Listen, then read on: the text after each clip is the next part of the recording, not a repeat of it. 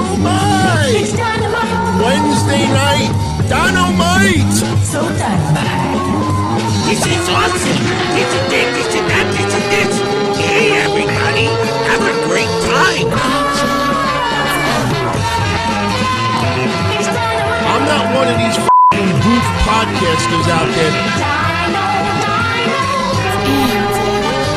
I am Don Tony, Wednesday night, Don-O-Mite!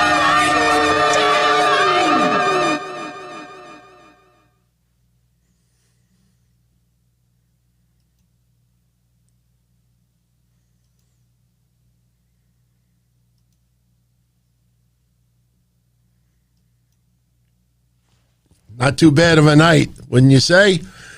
Can you hear it? Can you hear the clicking sounds? Those are all the goofs out there. They're going to say, who's this purple-haired goof in the ring? Unbelievable.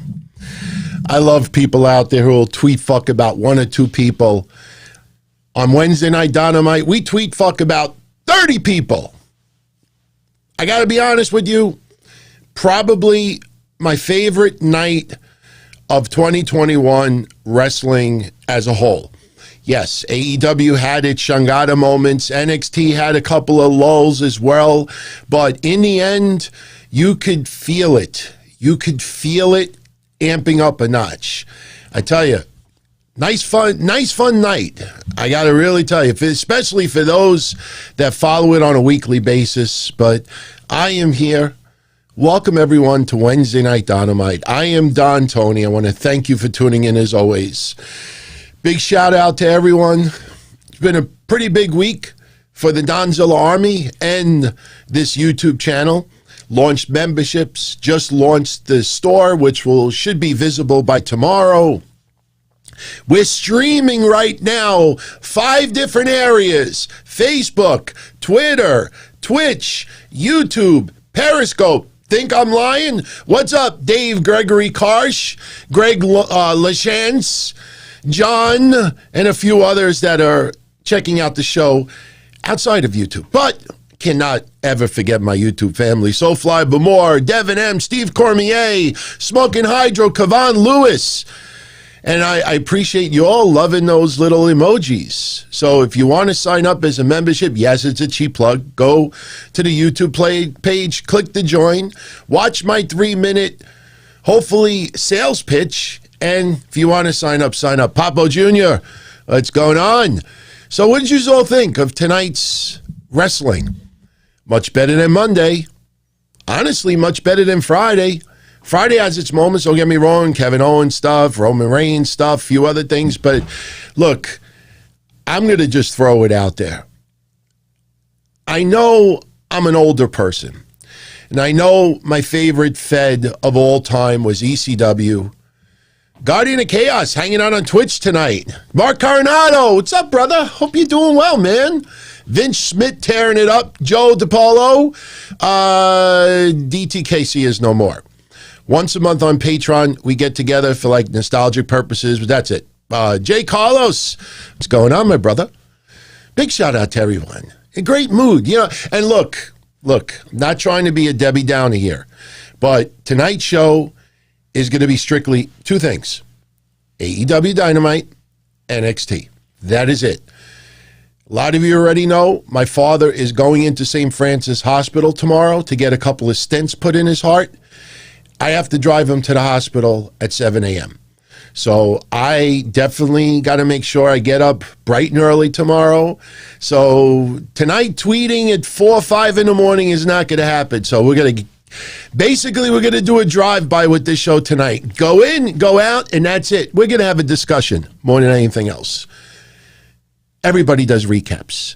They do match-by-match, plancha, 360, tope suicida. We get into the stuff that we liked, the stuff we disliked, criticize a little bit, praise a little bit, suggestions, tidbits, some rants. And I will tell you right now, I know. I'm an older person, like I said, and ECW will always be my favorite promotion of all time. ECW closed down 20 years ago. It makes me feel old because I had the privilege to work, albeit this much, for a year and a half for the old ECW, pushing tickets through my hotline, and had some memories that I'll never forget till the day I die. But when you think about it, that was 20 years ago. You can't live in the past. I can't live in the past. You see too many people online living in the past. Can't do it. But I will say this. I wouldn't mind Edge versus Karrion Kross. Don't get me wrong. But there's a bigger picture here, in my opinion. Bigger picture. I know WWE would never do the poll. And people need to understand, for the very young WWE fans out there, they never really got to experience Edge all that much, other than watching the network, watching old stuff. And my God, he was the rated R superstar. So a lot of what Edge did back in the day, unless he had kazoos or he was coming up the flames, the parents would be like, "What are you looking at? Yeah, you want to watch no live sex celebration?" Now, of course, Edge was a lot more than that. But, you're not PG when you're the rated R superstar. The whole stuff with Lita, not family-friendly entertainment. Here's where I'm going with this. Edge came back to an unbelievable pop last year at the Royal Rumble. Wrestling fans remember Edge. Wrestling fans love Edge. Wrestling fans are happy that Edge is back. I've been bringing it up the last couple of days. Say what you want about Edge being a part-time wrestler or Edge being older. That son of a bitch wrestled over an hour in 24 hours. Not only did he wrestle the Royal Rumble, he didn't have a Gaga match with Randy Orton on Raw. So we see him show up on NXT tonight, teasing that he may choose the NXT title he's never had. And I got old school flashbacks of ECW, old school flashbacks of Terry Funk, old school flashbacks of wrestlers trying to get, one more run. Now, don't get me wrong. Terry Funk was around 50 when he was help bringing up ECW in 93, 94. I think he might have been 49, 2 years older than Edge. Edge, to me, honestly, even though Terry Funk is my favorite wrestler of all time, Edge could move around a lot better than Terry Funk. Terry Funk would do moonsaults and, do some crazy hardcore shit, but Edge is much more fine-tuned as a pro wrestler. I think, truthfully, and I'm not just saying this for nostalgic purposes. I'm saying this because I really felt it tonight. NXT needs an Edge. And I don't mean an edge in the ratings, an edge in the storylines. NXT needs an edge. NXT needs a veteran. NXT needs someone that gives the storyline of a comeback. Let's be honest, everyone. Seriously. Edge versus Drew McIntyre. I've been one of the biggest cheerleaders for Drew McIntyre for over a year. 2 months before the Royal Rumble last year, I said Drew McIntyre is going to win the Rumble and challenge Lesnar at WrestleMania. You know what a lot of people said?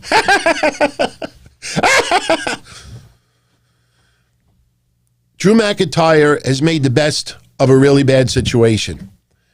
I have said since April of last year, Drew McIntyre will be looked back at the COVID champion.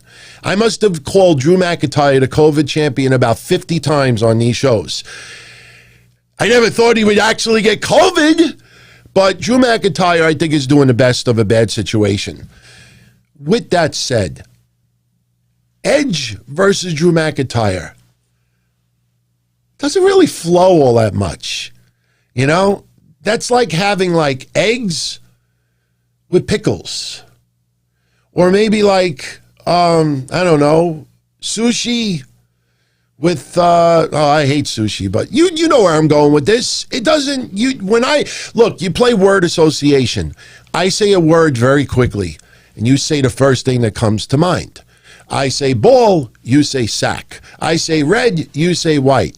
I say black, you say white. When I say Drew McIntyre and Edge, you say, Roman Reigns versus Edge. Be a phenomenal match.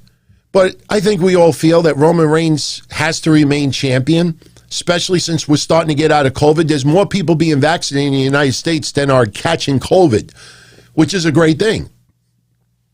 2 months is a very long time, especially when you think about the amount of people being vaccinated. By summertime, COVID is going to be this big. I'm telling you. A lot of people don't understand. 30 million, and I'm only talking about the United States because I live in the United States, but 30 million Americans have already been vaccinated. I'm going for my second dose in 2 weeks. But 30 million Americans already have been vaccinated. They believe that there's another 50 to 60 million Americans out there that had COVID, didn't even know that they had COVID, and never had a test done. So if that is true, almost 1/3 of the country have some type of antibodies in their system. We will never be immune from COVID. That's why I think a lot of people don't understand. I could still catch COVID. You could still catch COVID. Even if you had both shots, you could catch COVID.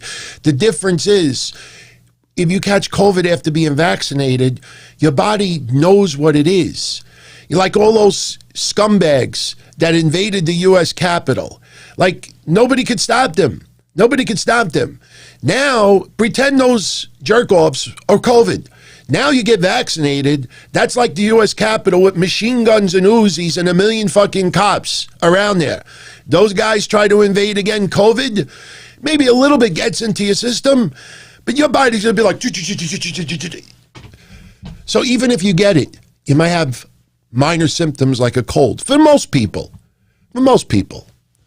So I personally think WWE really should seriously consider having Edge hang around NXT a little bit more. Because NXT, Balor is awesome. I don't think anybody denies that. But Balor has not been tearing the door down as far as ratings go. Everybody seems... NXT has a style that is completely different from Raw and SmackDown. No denying it. But NXT has lost a lot of their identity. You know, there's constantly tournaments and gimmicks and you know, special events. And I'm not complaining because I enjoy all of it. But I personally think that old school, gritty, warehouse, you know, underground, everything that we loved with NXT for the last bunch of years. And look, WWE's a business. In the end, they got to make money off of this. They're not going to just blow the money so they can, they had the experience of running NXT. That's not the way it goes. Makaz 1986. Good year, man. Good year. Oh, trust me. We'll talk about AEW and the Minister, who made an appearance tonight. But let me just finish my point about Edge. I really truthfully believe that if you kept Edge in NXT, really through WrestleMania, doesn't have to wrestle every week, but I personally think having that older person that, you know, even a storyline, I've never won that title, it just fits. It just fits. The storyline with Roman Reigns, oh, I'm the tribal chief. You're just old. You're just old. Why am I going to waste my time with an old man? You could see it a mile away. Maybe Roman Reigns beat the crap out of Christian a couple of times. Edge is so angry, I'm going to kill you at WrestleMania. Obviously, they wouldn't use those words. But you put Edge, and Darren, please don't misconstrue what I'm saying. You never once heard me say out of my mouth that Edge wins the NXT championship. You never heard me say that. You're putting words in my mouth. So it's not taking away an identity, giving an NXT championship to a 47-year-old man that wrestles part-time. It's the goddamn storyline behind it. He could really become like a big locker room leader for those NXT guys out there. An old school, the story, seriously, I know not everybody out there are Edge fans, and I don't blame you because Edge really hasn't been around up until last year, and then he got injured quickly, so you really didn't get a chance to see him wrestle all that much. But if I said to you right now, Edge versus Drew McIntyre, Edge versus Roman Reigns, Edge versus Finn Balor. And think of the storylines that would be attached to it. What is Edge going to say to Drew McIntyre? What is he going to say? I'm coming back for the title I never lost. That's not a title you ever lost. Technically, if you think about it. He goes after Roman Reigns. They're going to use the old storyline. You're old. They could use that in NXT as well. But you see that people in NXT are looking up to him. Not like a god, but like someone who is trying to reclaim what they had before. Edge coming back and winning the Royal Rumble and then challenger. And why not? Didn't Charlotte challenge Rhea Ripley? I like it, man. I want to see it. Yes, Benjamin, you are right. Edge's world title got merged into the WWE title. So he's partly right. But still, what storyline do you have? Other than, I want to take back what I never lost. Well, that's why Karrion Kross had the promo with Edge tonight. Karrion Kross never lost that title. Problem with that is, why is Karrion Kross not immediately trying to go at it? Just talking in storyline. How come Karrion Kross is not trying to go after Finn Balor right now? You know, Santos Escobar. Oh, because he sticks and stones may break my bones, and Santos Escobar cut a promo against me. You know, I mean, if you really want to split some hairs here, Edge on Raw was telling Drew McIntyre, why are you pandering to me? Why are you praising me? I'm coming after you for your title. So what does Edge do tonight? He praises, he does he does the same thing, role reversal. He praises the shit out of Finn Balor. He praises the shit out of Pete Dunne. He did the complete opposite of what he told Drew McIntyre not to do on Monday. I think Edge would fit so much better in the NXT picture. Look, the guy has returned from a career-ending injury. The guy could still go. He proved it this weekend. That doesn't mean that the guy has to main event Raw or SmackDown. He's not going to wrestle as much as people think he is. The only problem that I see if Edge does, if they ever put Edge in NXT for an extended period of time, that pretty much kills a lot of storylines for Christian. Because Christian, as we talked about Monday, can return. Got cleared. In fact, there's a great story floating around today that Edge had no idea that Christian was wrestling in the Royal Rumble until Christian came out. So Edge's reaction was legit. You feel like if Christian's coming back, there's going to be a tie with him and Edge for the most part. You put Edge in NXT, where does this leave Christian? I'm not saying Christian in NXT. Again, Hydro, I know you're not doing it intentionally, but you're putting words in my mouth. My point is, it not only screws up the storyline with Edge on the main roster, but it also screws up Christian. I personally don't think WWE would put Edge in NXT. Tonight was just a teaser. You know, whenever somebody wins the Royal Rumble, they tease for a couple of weeks. I could challenge you. I could challenge you. I guarantee you on Friday, Edge is going to possibly tease Roman Reigns. That's what you do when you win the Royal Rumble. So I don't think it goes much further than today. But man, I personally think fans overwhelmingly would enjoy that. Now, obviously, fans that don't watch NXT, because look at the ratings every week.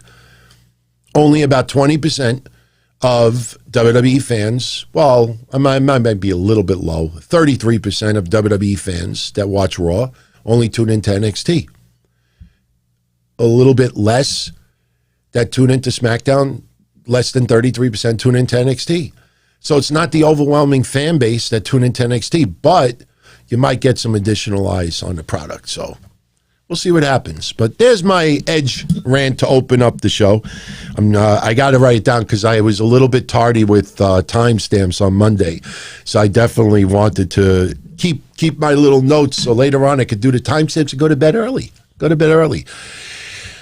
Now, a couple of shout-outs, and we'll segue into a few things. Shout out to Puffy89. Who else got nervous besides seeing Sinister Minister. Yeah. I love the people who claim they watch Impact Wrestling on a weekly basis. And then they say, oh, Sinister Minister looks great. Like we haven't seen him in years. They claim they watch Impact Wrestling on a weekly basis, yet they have no idea that Sinister Minister was the one that conducted the wedding for Rosemary and whatever that guy's freaking name is that got shot. You know? It was Joe whatever. What was his name again? He's got the same name as that jerk off on YouTube. Johnny Bravo. Johnny Bravo. Every time I think of Johnny Bravo, remember that asshole on YouTube that was claiming all this stuff with steroids and he was going to unleash this whole thing and his client went to jail for drugs? Remember John Bravo? Every time I hear Johnny Bravo, I'm like, the wrong John Bravo got, well, never mind. But franchise is called a brain fucking fart. Obviously, I knew Sinister Minister conducted the wedding. Obviously, I knew somebody got shot. I just fucking forgot his name because I can't stand the goddamn storyline. But yeah, it was really, really nice to see Sinister Minister tonight. Now, for people out there that said that the wedding was god-awful, what did you think was going to happen? What did you think was going to happen? This is pro wrestling. Now when you do weddings, you intentionally make them kind of corny. You don't take it very seriously. I think when Kip Sabian did that interview with like TV Guide or whatever this past week and said, no, we're having a real wedding in the ring. I guarantee you, including myself, we were going, wait, Sinister Minister is really an ordained minister? Did you like looking things up? I mean, that's what it was. That's all it is. Devin M.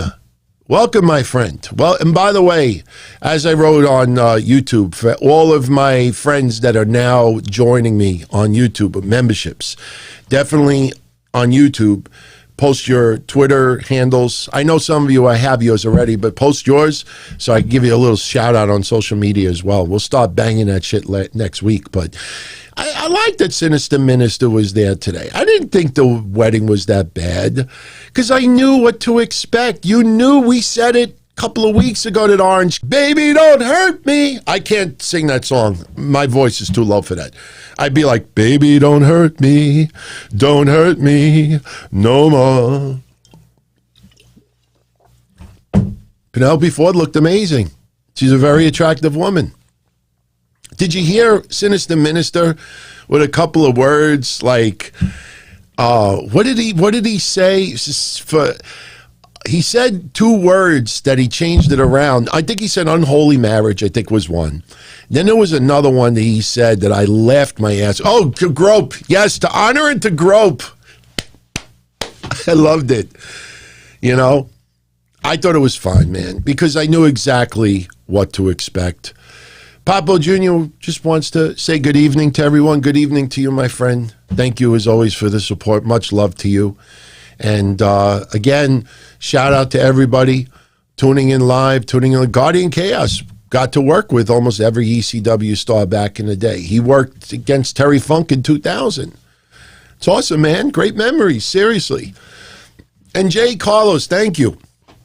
Believe it or not, everyone, I'm not kidding. Hopefully I don't start screwing things up.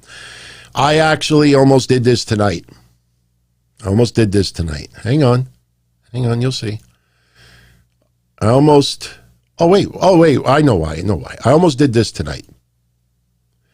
I was going to make the screen bigger and have no graphics, but didn't want to screw with anything. My most important thing today was to make sure that this show is banging across 5 platforms. You know, it was funny because there's a certain podcaster who, I'm not joking, everybody, because we know he's already DM'd people, told people he does this. The guy literally logged on tonight about an hour into AEW and NXT. Immediately went on a chat room discussion, I won't say where, not Discord, by the way. Then immediately tweeted about something he saw on TV and literally 30 seconds after gave this show a thumbs down. I mean, that's just the mentality of people out there. Honestly, I'm not going to lie, because I know a lot of you out there like, why are people so like horrible like that? Listen, I mean this sincerely. And I know some of those haters are out there watching this right now. If you get your jollies to subscribe to my channel and click the notifications, and the minute you log on, you actually giggle in your home that you gave it a thumbs down, I am literally having an orgasm right now. The fact that I am under your skin that bad that you can't just pretend I'm like Jersey Shore and change the fucking channel and just stay clear away from me. God, you are obsessed. Seriously, you are. Go on Twitter and make fun of the purple-haired guy, which I know a lot of you goofs are going to do. Fucking Kenta. I love it, man. Now, let me explain. Let's shift on to AEW a little bit. If you did not watch AEW tonight, and I did take the list of names down, AEW in February is going to do their female world title eliminator tournament for Hikaru Shida's belt. It's going to be a 16-woman tournament, and the winner of the tournament will face Hikaru Shida for the AEW Women's Championship. And what they decided to do is to just do something like U.S. versus Japan. Now, I honestly have no problem with about 99% of the participants. What they claimed that they were going to do was they were going to put 8 women from Japan and 8 women from the United States. The Japanese wrestlers would wrestle each other on the left brackets, and on the right brackets, the U.S. AEW stars would wrestle there. So they announced some incredible names tonight. And if you're a fan of Yoshi Wrestling, you will love some of what you're going to see. Now, how does this tie in with Kenta and everything else? Well, AEW had some women that they wanted to bring into the United States. COVID is still obviously a very serious situation, and it is also very expensive to have people travel into the United States, especially when you may have to quarantine for an extended period of time. And some of the women that are in this tournament are only going to wrestle once. You're not going to bring some of these women into the United States to wrestle once. Unless you throw them in an AEW Dark, and trust me, you're not throwing some of these wrestlers just on AEW Dark. So what they are doing is they are going to have some of these matches take place in Japan. And that is phenomenal because they'll be pre-recorded. In Japan, they could do whatever they got to do. If they need to edit it down a little bit, they can. But you're going to have women wrestling in Japan. And we will see the footage from there. In the United States, those are the ones that are going to stream live. Now, my only problem about this whole tournament is Riho. Now, I like Riho. Mish and I have had some tremendous debates over the last 18 months about Riho. I like her. I had no problem with her being AEW Women's Champion. I appreciate her work in Japan. Mish feels a little bit different. And honestly, neither one of us are wrong and neither one of us are right. We just have a difference of opinion. But they put Riho on the U.S. side. Now, if Riho wasn't stuck in fucking Japan for the last 9 months, then I would be like, oh, okay, yeah, she's been wrestling in the States. You know, you could kind of feel like she's here right now. She doesn't have U.S. residency. She's not a citizen like Wade Barrett. Let's all, I don't like using special effects, but let's all give a round of applause. It's a very emotional thing. Wade Barrett is now a U.S. citizen. And trust me, if any of you out there that either yourself or you know relatives that have always wanted to become a United States citizen, when you actually go and you're sworn in and you're a U.S. citizen, there's a lot of tears shed. And I guarantee you it was a very emotional moment for Wade Barrett. Difference with Wade Barrett is he's not fighting like persecution, escaping from persecution or anything like that. But I think that's pretty cool. But Riho, to put her on the U.S. side, first of all, it's kind of corny. Second of all, it makes me think that Riho is going all the way to the finals. You know, this is kind of like, okay, make up for lost time.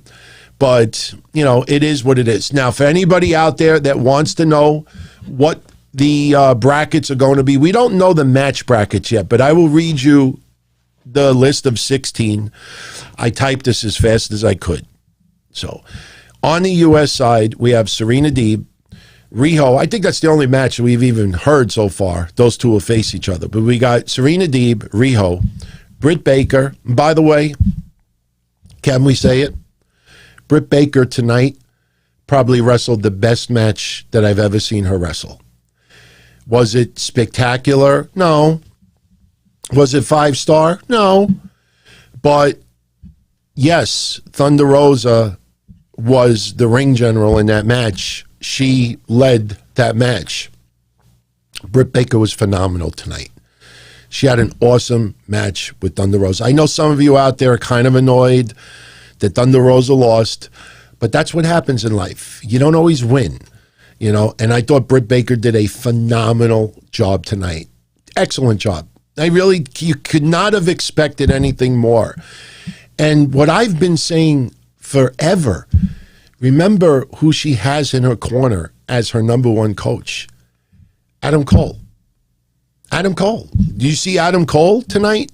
All I kept reading online is, why does WWE keep Adam Cole in NXT? That guy could be on the main roster and tearing it up.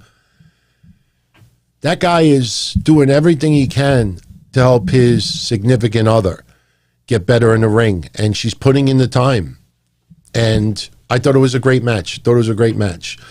So anyway, so the women's brackets, the United States, the team of 8 is Serena Deeb, Riho, Britt Baker, Ty Conti, Thunder Rosa, Nyla Rose, Anna Jay, and Layla Hirsch. Okay, you know, it's not all that bad. I mean, I'm not going to criticize any individual. Like I said, the only problem I have is Riho on the U.S. side is kind of goofy. On the Japanese side, some people are going to be surprised at some of these names.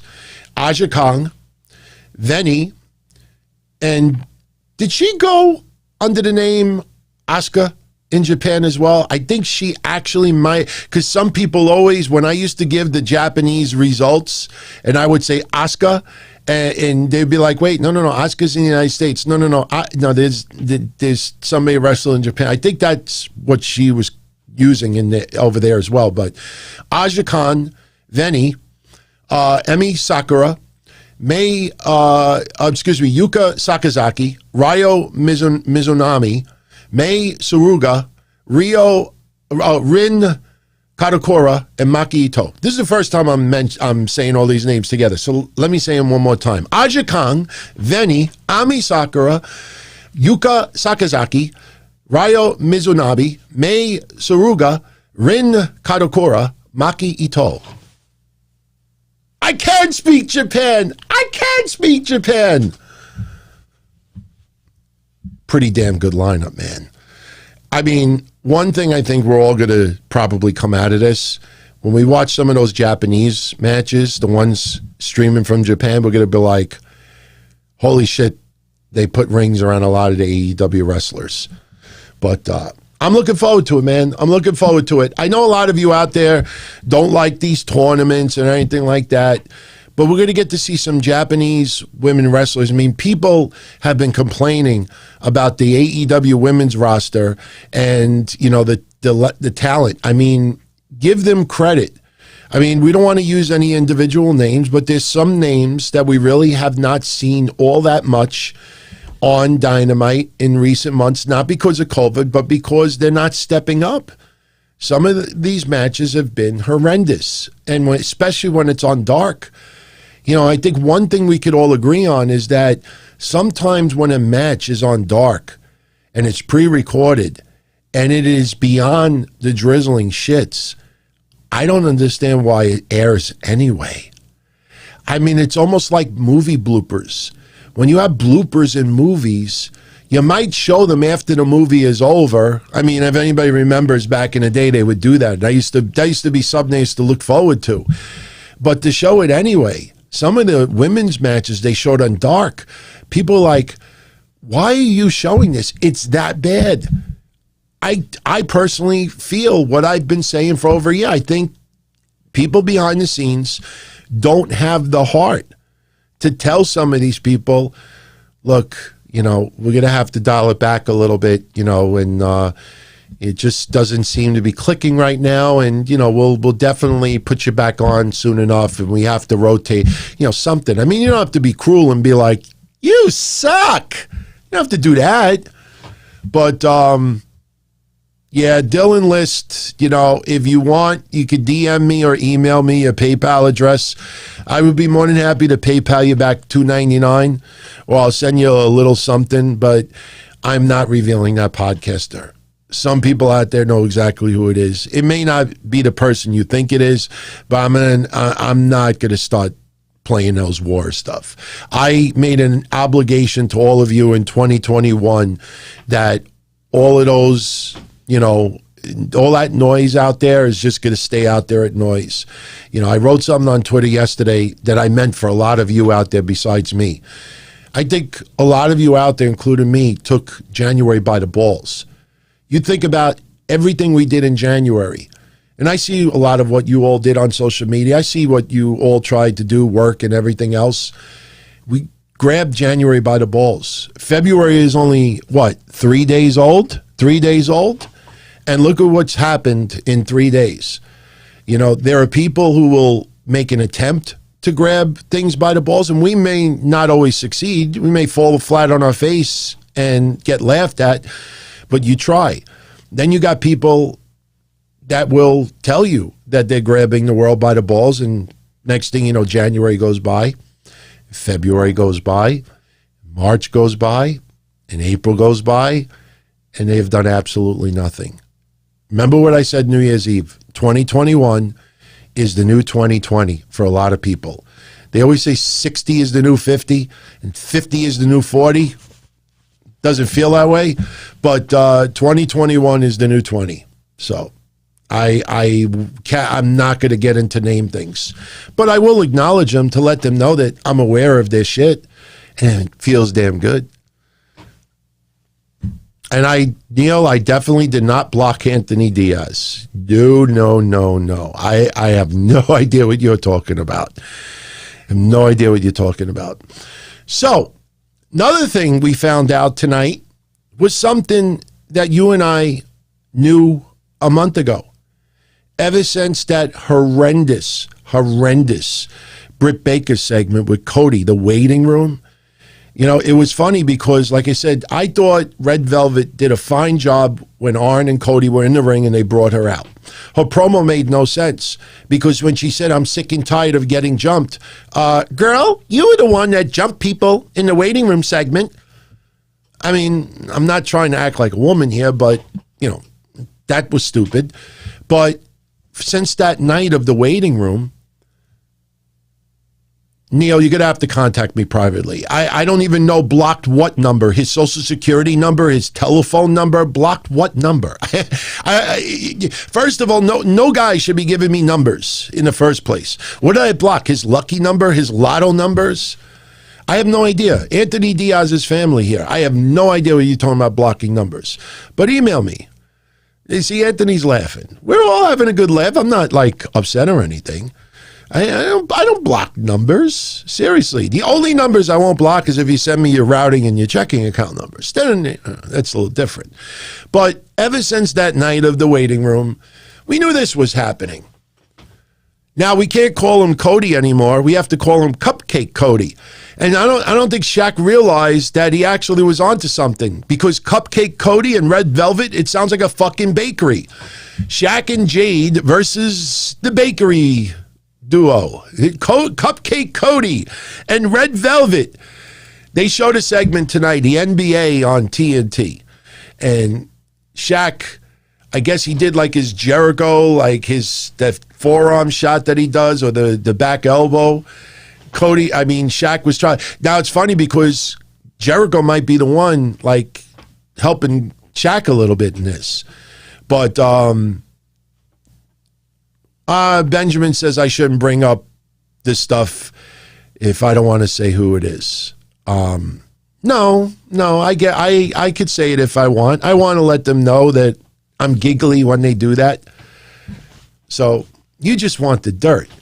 You want me to just name names. So We all know who they are. But anyway, all right, so I won't bring them up anymore. How's that? I'll make you a deal right now. I won't bring them up no more. Unless somebody asks me. I might have to super chat other people to get them to ask me. The Judas effect. Yes, the Judas effect. The Shaq effect. Shaq effect. Okay, I could deal with that. But we all know, we knew this for a month. Shaq ain't going to do much of anything. It's going to be Jade, Cargill, and Red Velvet for the most part, doing everything. It's going to be a Gaga match.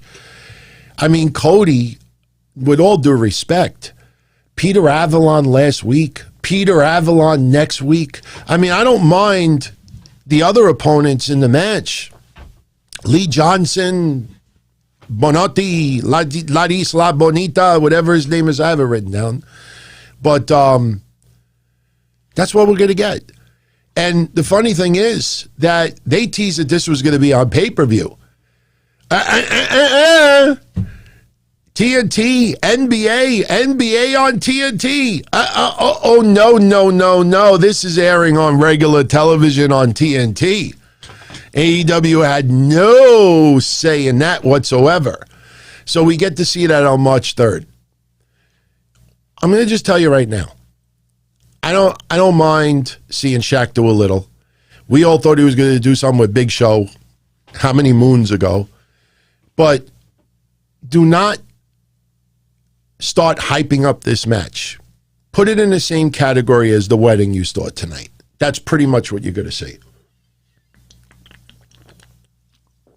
In fact, if Jade and Shaq lose, I would not be surprised to further Jade as the ultimate bitch if she slaps Shaq. In fact, I would pop even more if she just dumped water on his face. Like that segment when Brandy just dumped water on his face. Shaq is a wrestling fan, man. I don't think we should have any problem with it. I mean, he's not going to embarrass himself. The guy knows what he can and cannot do. But it's going to be a novelty match. That's all it's going to be. So just keep that in mind. Don't overhype it, and you'll probably enjoy it. I don't mind it. I really don't. By the way, thank you to everyone on Twitch, Facebook, and Twitter. I appreciate all your comments. Like I said, I literally right now have 4 chat rooms going. Actually, 3. Facebook, Twitch, and YouTube. So, and, Joe DePolo, I think I answered you the other day. If you enjoy the content, cool. Absolutely cool. So now, let's fill in the blanks a little bit about tonight's shows. I do want to say this. I am going to go out of place here. Did you all see the interview that Darby Allin did on TalkSport? It's not a bad interview. I mean, I'm not going to lie. It really was not bad. Darby is, I don't want to say he's rubbing off on me. I always liked Darby Allin. The only issue I had with him is the over-the-top stunts. There's a reason why, you shouldn't have Jeff Hardy leaping mountaintops with a dirt bike. Sooner or later, you break your leg. Who was the other guy? He was in the Nexus. What was his name? You all remember. He did some bullshit and he broke, I think, both his knees. What? Justin Gabriel. Thank you, Michael Gonzalez. He broke both his knees or broke both of his ankles. I mean, there's a reason why when you sign up for a football player, a baseball player, a basketball player, they tell you can't do this, and this. Even when I write insurance policies for people, for personal liability or even homeowners, they'll ask, do you do this kind of sports, this kind of crazy shit or whatever? I mean, it's not worded that way. And yeah, Benjamin, you're right. Darby Allin thinks he's Evel Knievel. And I'm impressed. I'm impressed with his pain threshold. I'm impressed with the balls he's got. He's got balls this big. No question. But you're in the wrestling business and you got a championship that represents a cable TV network. Let's also give a little credit. We haven't seen Darby do a lot of those crazy stunts like he did in the past. So maybe they are reeling him in a little bit. That was my only issue with him. But I did chuckle about one thing that he said in the interview. They asked him, TalkSport, if Sting is physically ready to wrestle again. And Darby's answer, I just closed my eyes and I pictured this. And I left. Darby Allin says, and I quote, "This is how he knows Sting is ready to wrestle again." If you want the Cliff Notes version of it, he thinks Sting is ready to wrestle again because Sting jumped the fence. Before I had to put my dog down, who was 16 years old, that couldn't even see he could jump over a fucking fence. Trust me, if I yelled fire in my hallway, my 85-year-old neighbor will jump the fucking fence. Because Sting could jump a fence, he's ready to go. Darby's exact words, and I quote, "We were walking around Jacksonville the other day. There was a 6-foot fence. Guys, a 6-foot fence. Seriously, a 6-foot fence. We're not talking about Marko jumping off a 15-foot high steel cage. Just imagine if that was a cage match and he climbed 6 feet. That's like this. Seriously, if I'm tall, look, he climbed a fence that this is this much taller than my head. This much taller. Where am I even standing? This much taller than my head. A 6-foot fence. We were walking around Jacksonville the other day, and it was this 6-foot fence. Give Darby credit for not lying about the fence. He should have said it was 10 feet high, 15 feet high. There was a 6-foot fence. I jumped the fence, and I told Sting, I'm going to go take some photos because we were looking at some weird stuff in Jacksonville. That's what you do with a Hall of Fame legend. You walk around, Florida on a nice hot day and you look at weird things. Their definition of weird things is probably different than your definition of weird things. So Darby says, I'm going to go take some photos for you in this weird building. And he's on the other side of the fence that's locked up. And he's like, what? You don't think I could jump this fence? So Sting climbs up and he jumped the fence. So I'd say he's good to go. Sting jumped a 6-foot fence. Do you remember the intro of Raw where the dogs were like barking in front of that fence? That was a 6-foot fence. Oh my God. I think cats could jump over a 6-foot fence, even just on one leg. I thought that was so funny. That's how you could tell if Sting could wrestle again? Jump a fence? Seriously. I'm too old now, and I'll do some managing stuff in 2021 once those indie promotions that asked me to do it are back. But if I ever apply for somewhere else, hey, could you wrestle? Yeah, I jumped a 6-foot fence yesterday. I'm exaggerating. I wouldn't do that. I wouldn't want people vomiting during shows. So let's see. Shout out to Bruno Juice trying to troll. By the way, like I said earlier, Kip Sabian told TV Insider that the wedding today was real. I don't believe that was real, but wouldn't be surprised if there was some type of service that happened before Dynamite, after Dynamite. He was talking about how, he really wanted his family there, but because of COVID and everything like that, like they're waiting, and then once COVID subsides a lot more, he'll have a celebration. So, apparently they're really getting married. So, got to give him credit. And by the way, much props to everyone out there that is starting to get into the Acclaimed a little bit. I watched their music video, recommendation from a lot of you out there. Throw them out, throw them out, throw them out, throw them out, throw them out. It reminded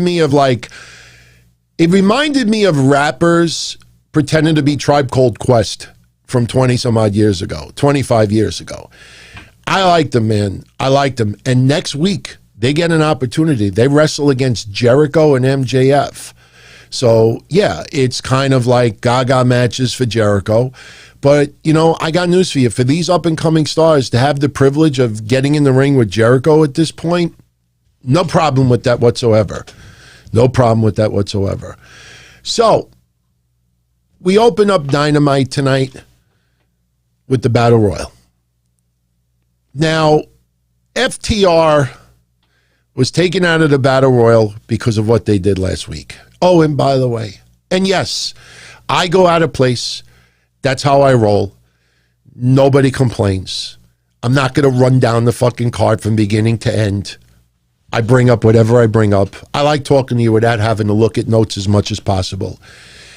Did you see that segment with FTR that they're sitting in the chair and you got Cash talking about how, Jurassic Express Jungle, don't tell me you went to the principal and tattletaled on us last week for what we did and everything like that. First of all, I thought that segment was stupid because all they had to do was just watch the TV show.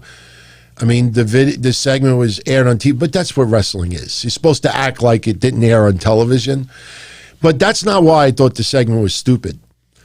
How nice to have Marko Stunt not cry for help until after FTR cuts their promo. I don't know. I got a toolbox right here. I might break my tooth because I don't have anything to cut this with, and this might be an epic fail right now. I honestly was not planning on doing this tonight. I may need the assistance from a pen, but I'll pretend for a minute on Marko Stunt. Hold on. All right, I'll pretend on Marko Stunt for a minute, and FTR has me tied up and held hostage, and they got tape around my mouth. Now, FTR is cutting a promo, and I'm tied to a chair, and I'm being held hostage, apparently since last Tuesday. And Marko Stunt waits until after they cut their promo to do this.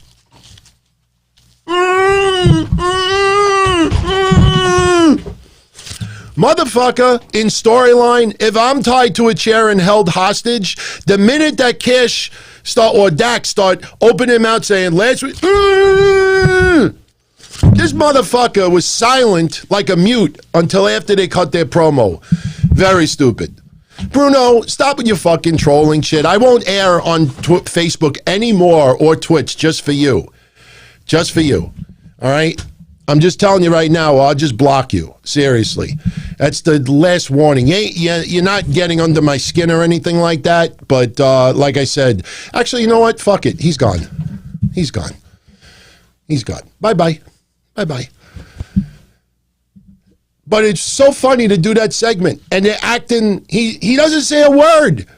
He doesn't say a word. Would they have a gun to his head? If you say one goddamn word until after we cut our promo, that's it. Thought it was stupid, man. Really stupid. I did block him, Hydro. Fuck you. It's amazing. It's amazing. People tune into the show, not because they like the show and they want to hang out and enjoy themselves. Why is this? Does the screen look off to you? By the way, everyone, just answer me this.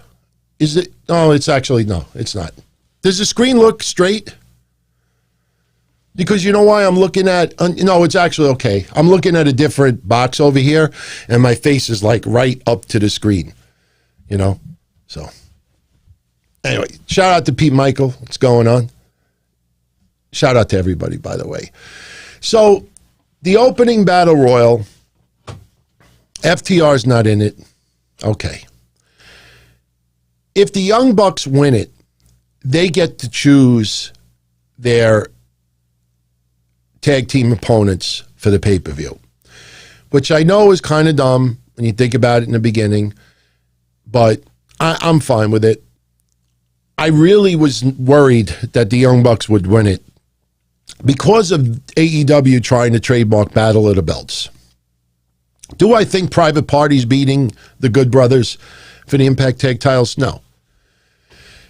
So the Good Brothers versus the Young Bucks doesn't have to happen at the next pay-per-view. They could take their time. They could take their sweet-ass time. But it was interesting to see the Young Bucks eliminated so early today. AEW preferred to push the storyline, teasing more of a split with the Inner Circle than anything else.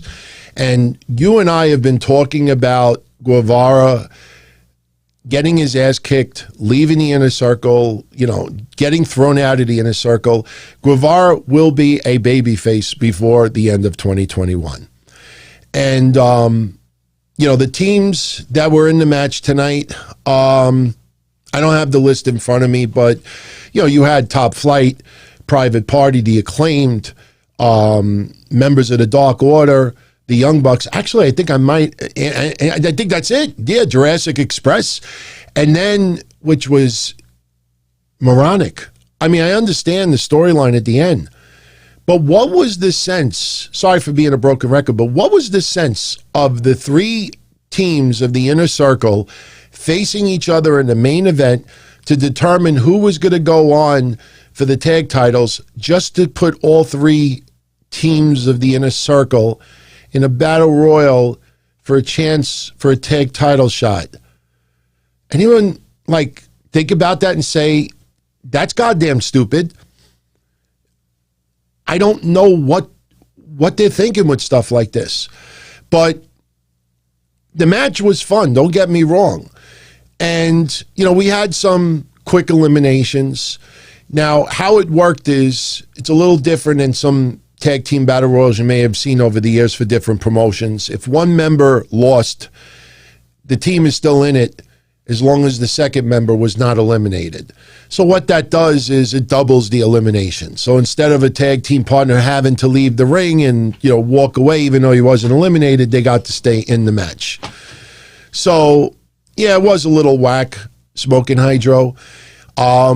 My favorite part of the night, by the way, my favorite part of that match and my least favorite part of the match. My favorite part of the match is when MJF eliminated Nick Jackson and MJF and Jericho are doing the Young Bucks pose. It was funny as fuck, man. I laughed my ass off. The part of the match I hated the most was Luchasaurus with all that offense towards 10 different members in the ring. I love Luchasaurus. That guy will be a champion very soon. But the thing is, you go and you watch that back, he was literally pointing to people go back and watch it. He went, that person charges him, he does his spot. Turns around, that person charges him, lifts himself up in the air, he flips to every person. It looks so choreographed. Sorry, I did not like that at all.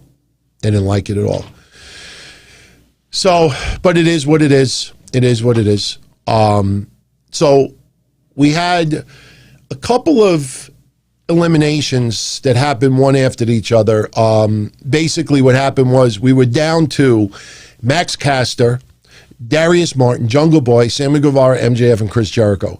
And they were trying to play off that Caster, Martin, and Jungle Boy were on one side, and the other side you had Guevara, MJF, and Jericho. MJF and Guevara were not on the greatest of terms, obviously. There was one point where somebody tried to, I think so, Guevara was going to super kick. I don't know if it was Max Caster or Darius, but they ducked. And no, I know what it was. Somebody was holding MJF, and Sammy was going to kick him. And MJF ducked, and he nailed somebody else. And MJF is like, oh, too bad, you lost your shot. Pat McGrath, what's up, my friend? Welcome to the family. Welcome to DT supporters. So, much love. I like that pops up. I don't have to now I have to figure out how to put it on the screen. It doesn't pop up on my thing where I could put it on the screen. So by next week, we'll have that. But so what happens is MJF eliminates Jungle Boy. Now do you see what I'm talking about this being the new Fandango? We talked about that a little over a month ago.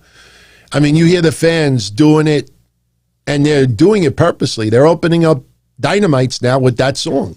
It gets you in the mood, man. I never liked the song.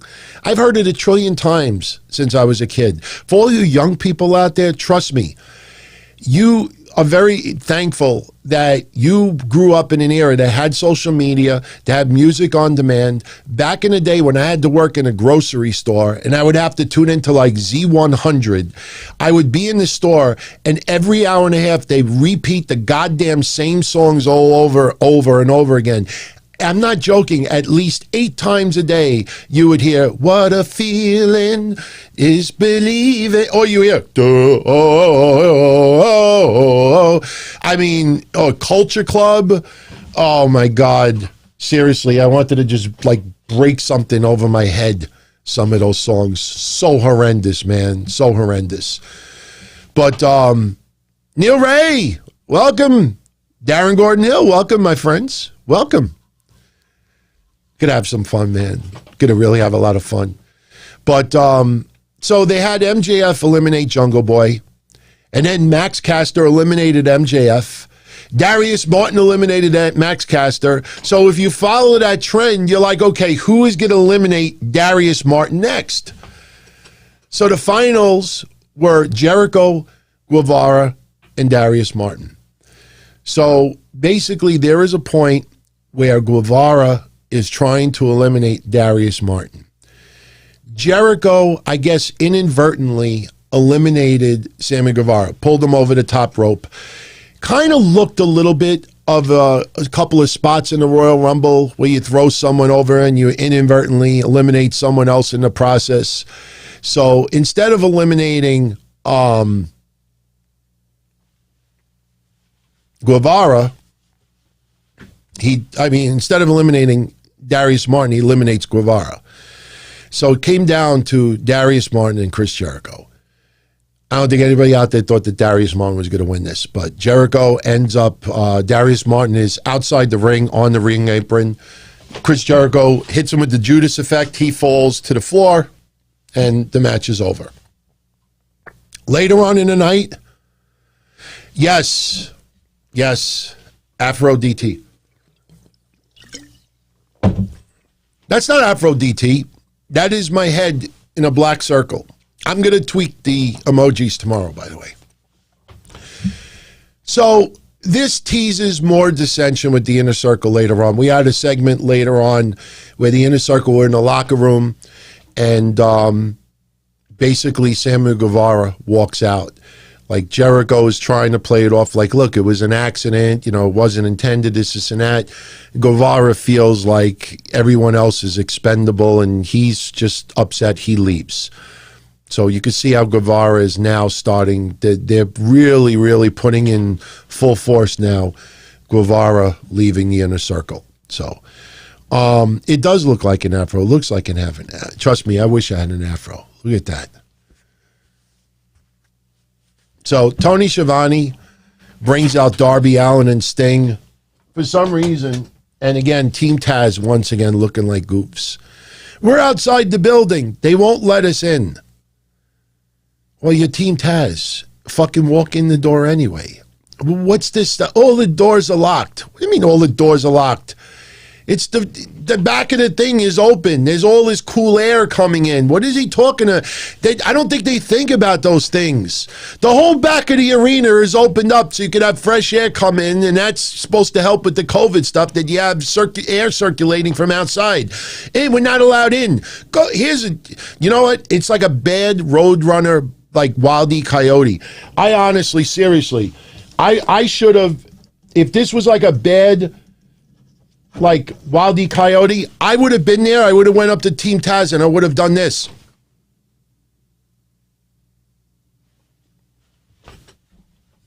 Dumb, man. Freaking dumb. They have hurt Team Taz so bad. They've hurt Moxley.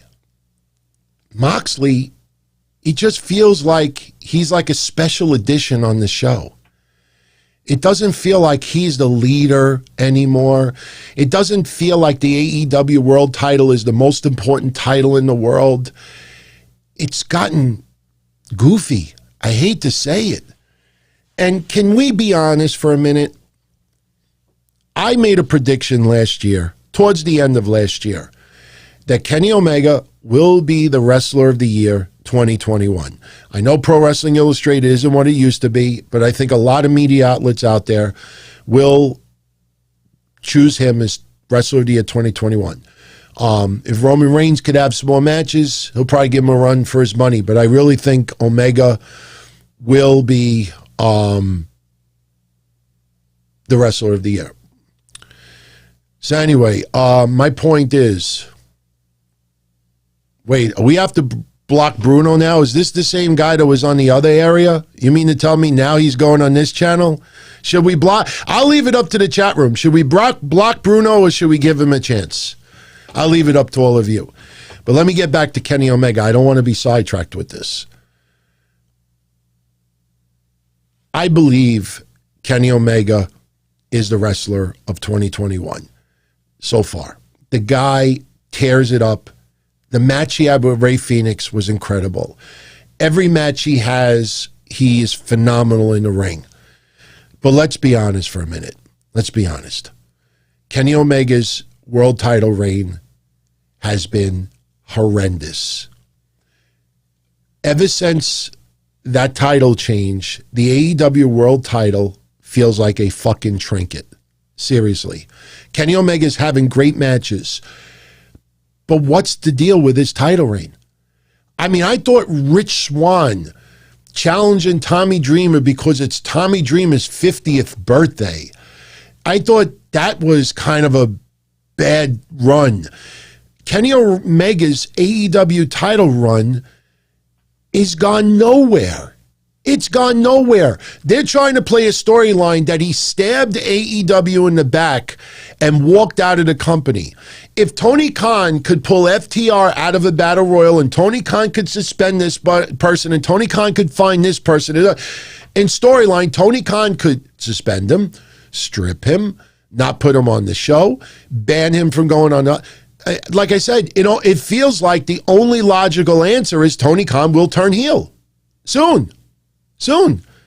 AEW, they better change this and change this quick, because Kenny Omega's world title reign is now approached 2 months, and it is awful.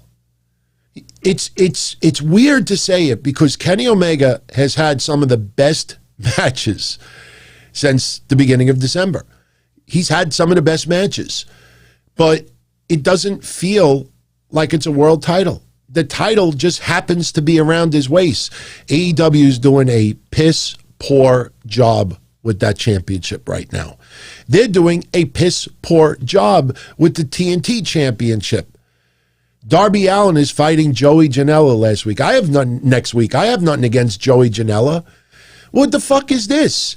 I mean, he's had what? One match since he won the belt against Brian Cage, and now he's fighting Janela, and that's his reign? Their championships have been shit. They have honestly made, we, in a lot of promotions, you always say there's a secondary title. Like in WWE, growing up, the Intercontinental Championship was the secondary title.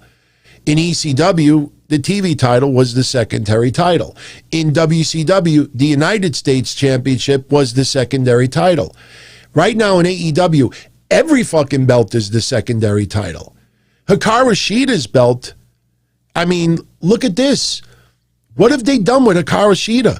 At least put it on online that, she's got maybe possibly, but just like these people today, Dakota Kai, likely last match tonight, going to the main roster.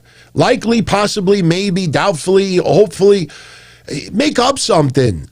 Kayfabe it, make up something, make an excuse. That's, like I said, that was the biggest mistake AEW did with Jon Moxley when he lost that belt. And I'm sorry for bringing it up for the 6th time since December, but I think it's something that every single person out there should also feel. That when you think of Moxley in all of 2020, yes, we were in COVID, but all of 2020, and how he kept saying that he'll die for the AEW title. It's the most important belt in the world. Everything about wrestling is this title. And then he gets screwed. And then the following week, instead of showing up, getting in the ring, I'm not leaving this ring until that scumbag comes out here and faces me face to face, me and Kenny Omega, and then you have officials come out. He doesn't want to leave. Jerry Lynn can take a shot in the mouth, punch out some officials, tear some stuff up, and then you find out on social media Tony Khan was forced to suspend Jon Moxley for 30 days. Fine. He is off TV for 30 days, and the perception is this guy is a wild man. He's a loose cannon. He does what he wants, and this is the only way to contain him is to suspend him. This is that. End of story. No. He goes home for 2 months. He goes home for 2 months. I know his wife is pregnant. Just have to do an entertainment. The fuck does that have to do an entertainment, man? They've caused a lot of damage. And I have a feeling WWE is starting to smell a little blood in the water. Look, AEW is not going out of business. And AEW will recoup just fine. Believe me when I tell you, for you out there that don't follow Japanese wrestling, I don't know how much he will do in AEW. But to just see Kenta at the end of this show tonight. Now, for people that don't know, Jon Moxley right now is the IWGP United States champion. He won the title in January of 2020, so he technically has been a champion for a year now. He beat Lance Archer at Wrestle Kingdom 14. And on my notes for me, I'm just trying to from memory. He beat Lance Archer at Wrestle Kingdom 14, and he actually had the belt, and he was stripped of the title in October of 2019 because of some hurricane or some serious storm. I don't remember what it was. Bertha? I don't remember the name. But he had to relinquish the belt, so Lance Archer became the champion. Lance Archer held the belt from October of 2019 to January of 2020. Moxley was able to come in. Moxley beat Archer for the belt. Moxley's been the champion ever since. So it looks like, yeah, he beat Lance Archer, Darren Gordon. Oh, and can I say it now? Some of you out there that are going to agree with me, you could come forward. No one will laugh at you. I like Kenny Omega. There's a lot of people I like in AEW. But quickly, Lance Archer is becoming my favorite wrestler in AEW. Eddie Kingston, maybe a close second. But there is some awesome chemistry with Lance Archer and Eddie Kingston. Just the facial reactions that those two guys do. I have gone to indie wrestling events. I've been involved in indie wrestling events. I have run indie wrestling events, and I have managed in indie wrestling events. And there are certain matches that I remember in my lifetime that I remember them simply because of facial reactions and gaga and doing something. I've always brought this up. I went to Jersey Old Pro Wrestling once and watched Al Snow and Raven have a 30-minute match. And the entire 30 minutes was gaga. For about 5 minutes, they hit every finishing hold of every wrestler that you could possibly think of. From the leg drop to the stunner to the rock bottom. That's all they did. They actually talked on the mic for like 3 or 4 minutes to open up the match. They did 20 to 30 minutes of almost nothing. And everybody went home saying, man, this was such a fun night. So little things like that you remember. And I'm telling you, man, Lance Archer, I know this is going to piss some people off, but for me right now, Lance Archer, I have to do it opposite because I'm on camera. Lance Archer, no. Yeah, Lance Archer, greater than Braun Strowman. Not even close. I am really enjoying Lance Archer's work right now. The only thing that sucks is what else are they going to do with him? You know, I really am enjoying Lance Archer right now. I'm really enjoying his work. I love the work with Eddie Kingston. In fact, I want to see them have another match at the next AEW pay-per-view, or even do it March 3rd. Seriously, their feud needs to continue. But I will say this, get rid of Lumberjacks, get rid of people at ringside. They got to come up with something a little bit more. I mean, I understand they can't build cages live where they are because it would take too long to put up and too long to take down, but I need more of that. And let me tell you something. When he was Lance Hoyt, I did not like him at all. I did not like Lance Hoyt at all. But, oh, shit. Just dropped seltzer. That's okay. It's club soda. I always keep an extra towel. It's all right. See, Lance Archer is turning me into, he's gotten me melting. I'm dropping everything. I'm all nervous. I like, what was it? Oh, yeah, Dallas. Yeah, that's right. You're right. But I'm really enjoying Lance Archer. And his match with Eddie Kingston tonight was fun. But this is the second time now that Lance Archer gets the win over Eddie Kingston. So I don't know where this goes from here, but I hope somebody in the back is taking notice, because I know a lot of people on social media are really enjoying Lance Archer and Eddie Kingston having this little feud. So we'll see what happens. Britt Baker versus Thunder Rosa. I talked about it before. Fabulous. Fabulous. I'm a big Thunder Rosa fan. And I know. There's a lot of you out there that are like, man, it's a hard swallow to see Britt Baker beat Thunder Rosa. You know, Thunder Rosa isn't this generation's female Hulk Hogan. You know, she's going to have matches. She's going to win. She's going to lose. Britt Baker tonight stepped it up.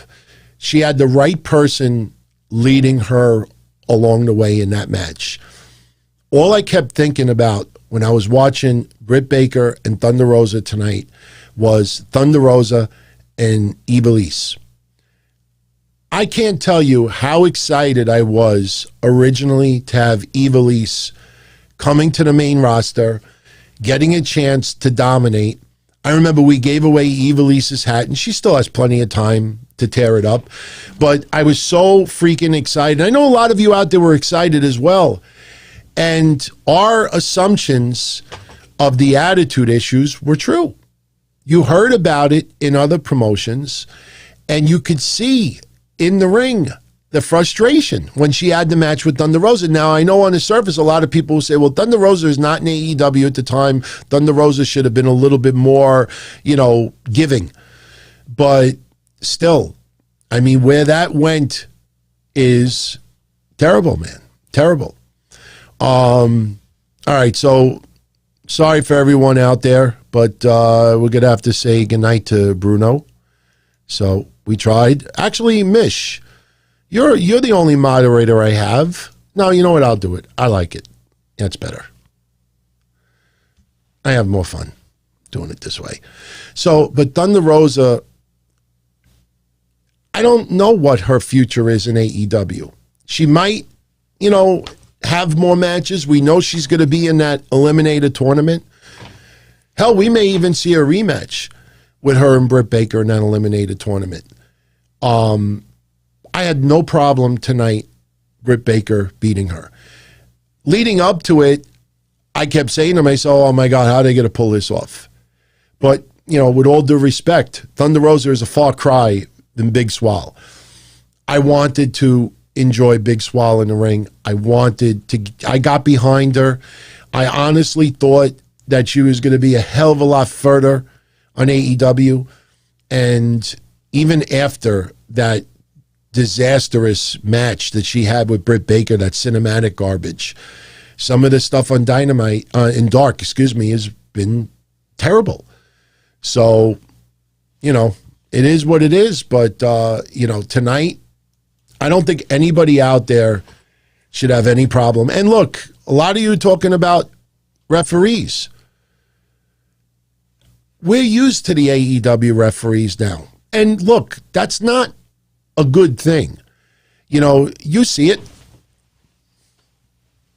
Like they're having spasms. And people do sometimes watch the match and only focus on the referee to see what. It's like they got flies in front of their face. And when the referee allows the rules to be laxed, that's when wrestlers actually do better. Because the whole beauty and the art form of being in the ring is to follow the rules. Yes, heels break the rules. But the thing is, when you break the rules, you're usually telling a story when you're breaking the rules. You do something behind the referee's back. You do things you're not supposed to. When you do it in front of the referee, and the referee, instead of insisting that you stop, going like this. And then later on, Later on, you actually see it. 1, 2, 3. The referees suck. But I tried not to pay attention to referees anymore because it's obvious AEW has given up on really.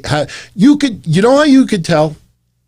I don't remember what match it was tonight. If you watch back AEW, you'll nail the moment. And I would really appreciate it if you posted in the comment section. There was a part tonight. Oh, I know what it was. When Reba, undid the turnbuckle. And she does it, and the referee sees her, and she's in the ring, and he just like, get out of here. Get out of here. And you could hear it in Jim Ross's voice saying like, what was that? Or they're trying to like justify what that was. And it's like, how do you justify her removing the turnbuckle, the referee seeing it, and he's just like, get out of here. Get out of here. I mean, obviously, we know what happened with the turnbuckle off. Britt Baker nails Thunder Rosa into it. Thunder Rosa gets knocked for a loop. Britt Baker hits her mandible claw, and it's over.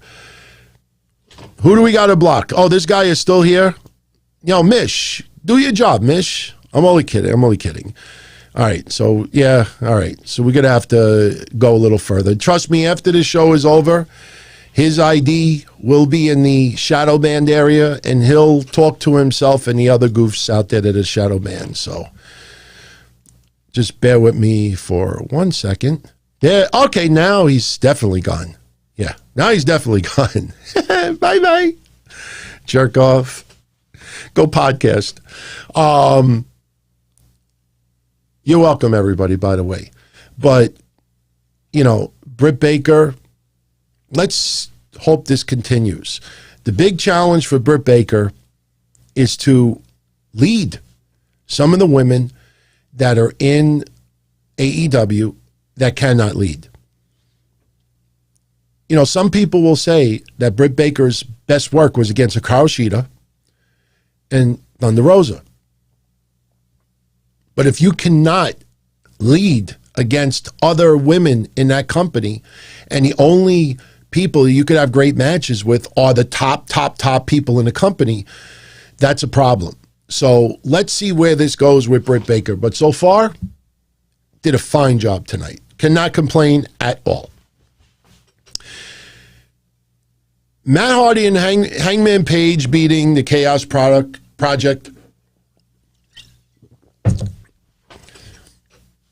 Matt Hardy's character is all over the place right now. I mean, yes, because of who he is and a veteran and everything, like he feels entitled to get the pin, for younger guys and this and that. Matt Hardy is a little, off. I don't know what version of this Matt Hardy is. I don't know if this is greedy Matt Hardy. What did I say not too long ago? Mathematical Matt. But the reason why Matt Hardy and Hangman Page were teaming up today is because Matt Hardy was pissed off that the Chaos Project, I keep saying product, the Chaos Project kind of screwed up -1 Brody Jr.'s birthday party last week. So Matt Hardy wants to team up with Hangman Page. Nice and everything, but I don't know. It's all over the place. I agree. Everyone's saying it. All over the place. So the match goes down. Hangman Page with the buckshot lariat to Serpentico. Matt Hardy tags himself in and just rolls up. Serpentico gets the win. Hangman Page a little confused, but Matt Hardy's like, yeah, we won. I like it. It's comical, but, it's just Matt Hardy's character is a little bit all over the place right now. But you know what? Is it big money Matt, Kavan? If it's big money Matt, I'm not trying to be cold right now, but would big money Matt really give a shit if somebody ruined somebody's birthday party? And I'm saying this sincerely right now. In storyline, that's a beautiful thing that Matt Hardy did. I have no problem with Brody Lee Jr. being featured here and there. We had that discussion last week, and I brought up, Tyler Fullington from back in the day that nobody seemed to have a problem with, and his father was still around. But, for the Matt Hardy character That's not the person I would have thought that would have stepped up. But not too much of a problem with it. The wedding, Kip Sabian, Penelope Ford, basically what it was, I showed you earlier. You have the Sinister Minister. Nice to see him. Not a great, reputation, conducting weddings, because we had Johnny Bravo. I remembered his name. Johnny Bravo gets shot from him doing a wedding. And for a split second tonight, I thought, can you imagine if Kip Sabian is shot in storyline? That would be pretty wild, especially with Sinister Minister being the, conducting it. But Sinister Minister, he does it. Penelope Ford looking beautiful. Kip Sabian, I don't like at all. Not because he makes out with a girl. All right? That doesn't bother me. At my age, if there's clothes, if it doesn't involve clothes being gone, it's like, whatever, But I don't like Kip Sabian. I know he's going to be a future star, and he's not bad in the ring. But I think AEW thinks that Kip Sabian is one of these, everybody wants to see him get his ass kicked. And honestly, Kip Sabian, the best way I could describe it is I'm indifferent with Kip Sabian right now. Just indifferent. He doesn't faze me. Like, okay, they're getting married. It's a nice thing and everything. It's a wedding segment. That's all I thought about it. So they have Charles Taylor. He's standing in the corner. And basically, Miro's the best man. You see how they tried to justify what we talked about last week? Remember when we said last week? His whole fucking character is he's the best man. Where is the bachelor party? I think it was Papo Jr. that brought that up originally last week. The whole character, the best man, you do best man things. So they do the services, Sinister Minister using words like grope and unholy, but it was funny. They exchange basic vows. They kiss each other. They're man and wife. Miro wants to do a toast. There's 4 glasses of champagne. Charles Taylor brings it over. Miro gives one to Penelope, gives one to Kip, takes one, drinks it. He gives the empty cup to Charles Taylor. He grabs the other one. He does it. I thought they were going to give one to Sinister Minister. But Miro does a toast. And he's talking about how, he's had a couple of marriages in the past. And he says, what is love? And then you get the crowd. Baby, don't hurt me. Remember, I can't do it loud. Don't hurt me no more. It was fun, man. You could see the fans were having a fun time. So Miro's cutting this thing, and he sees a giant box in the corner. And it was stupid because it came across like Charles Taylor was saying, it's my box. But it was empty. Miro thought that somebody was going to be in it because it was so tall. So Miro beats the shit out of it, throws it outside the ring. The thing is empty. So Miro is telling Chuck Taylor to go clean it up. I guess Chuck Taylor, in the process, takes handcuffs, puts it around one of Miro's ankles, and then puts the other one on the ring. Long chain, so, he doesn't fall on his face like a goof. So the next thing you know, you have Charles Taylor. Basically, he gets hit from Kip Sabian. There's a little back and forth. Obviously, with one of these wrestling weddings, you have to have somebody fall into the cake. Penelope Ford politely falls face first into the cake. Then Orange Cassidy comes out of the cake. Predictable. We all saw that coming a mile away. Miro can't do anything. At one point, Kip Sabian went to nail Charles Taylor, and Charles moved out of the way, and Kip hit Miro. Miro looked like he was going to take Kip Sabian's head off, but nothing happened. Do we have to get rid of Cream Dreamer as well? I think we're going to have to get rid of Cream Dreamer. Bye-bye. Bye-bye. So the wedding was what it was. I mean, I don't see, this is the thing that amazes me about weddings. Why does anybody ever expect, I mean, do they think they're going to get the Miss Elizabeth Macho Man moment again? I mean, even that, after the first one, at the wedding party, that's when Jake Roberts showed up with the snakes and the Undertaker and everything like that. You don't ever get these great weddings. So I don't know what people expected. But it was an okay wedding. You know, it's comedy. It's all good. So, Lance Archer beats Eddie Kingston in a lumberjack match, like I said earlier. They announced some matches for next week. Joey Janela versus Darby Allin, which honestly, I mean, do we think Darby Allin's losing? Sting is going to be there to make sure it's a one-on-one. Ricky Stark says when he sees Sting, he doesn't see the icon anymore. And Sting says, maybe you need to look a little closer. I'm not going to criticize Sting. I said, I don't mind a little nostalgia. Sting knows his body better than we do, or anybody out there, other than his doctors. So if Sting thinks he could go, I trust him that he can go.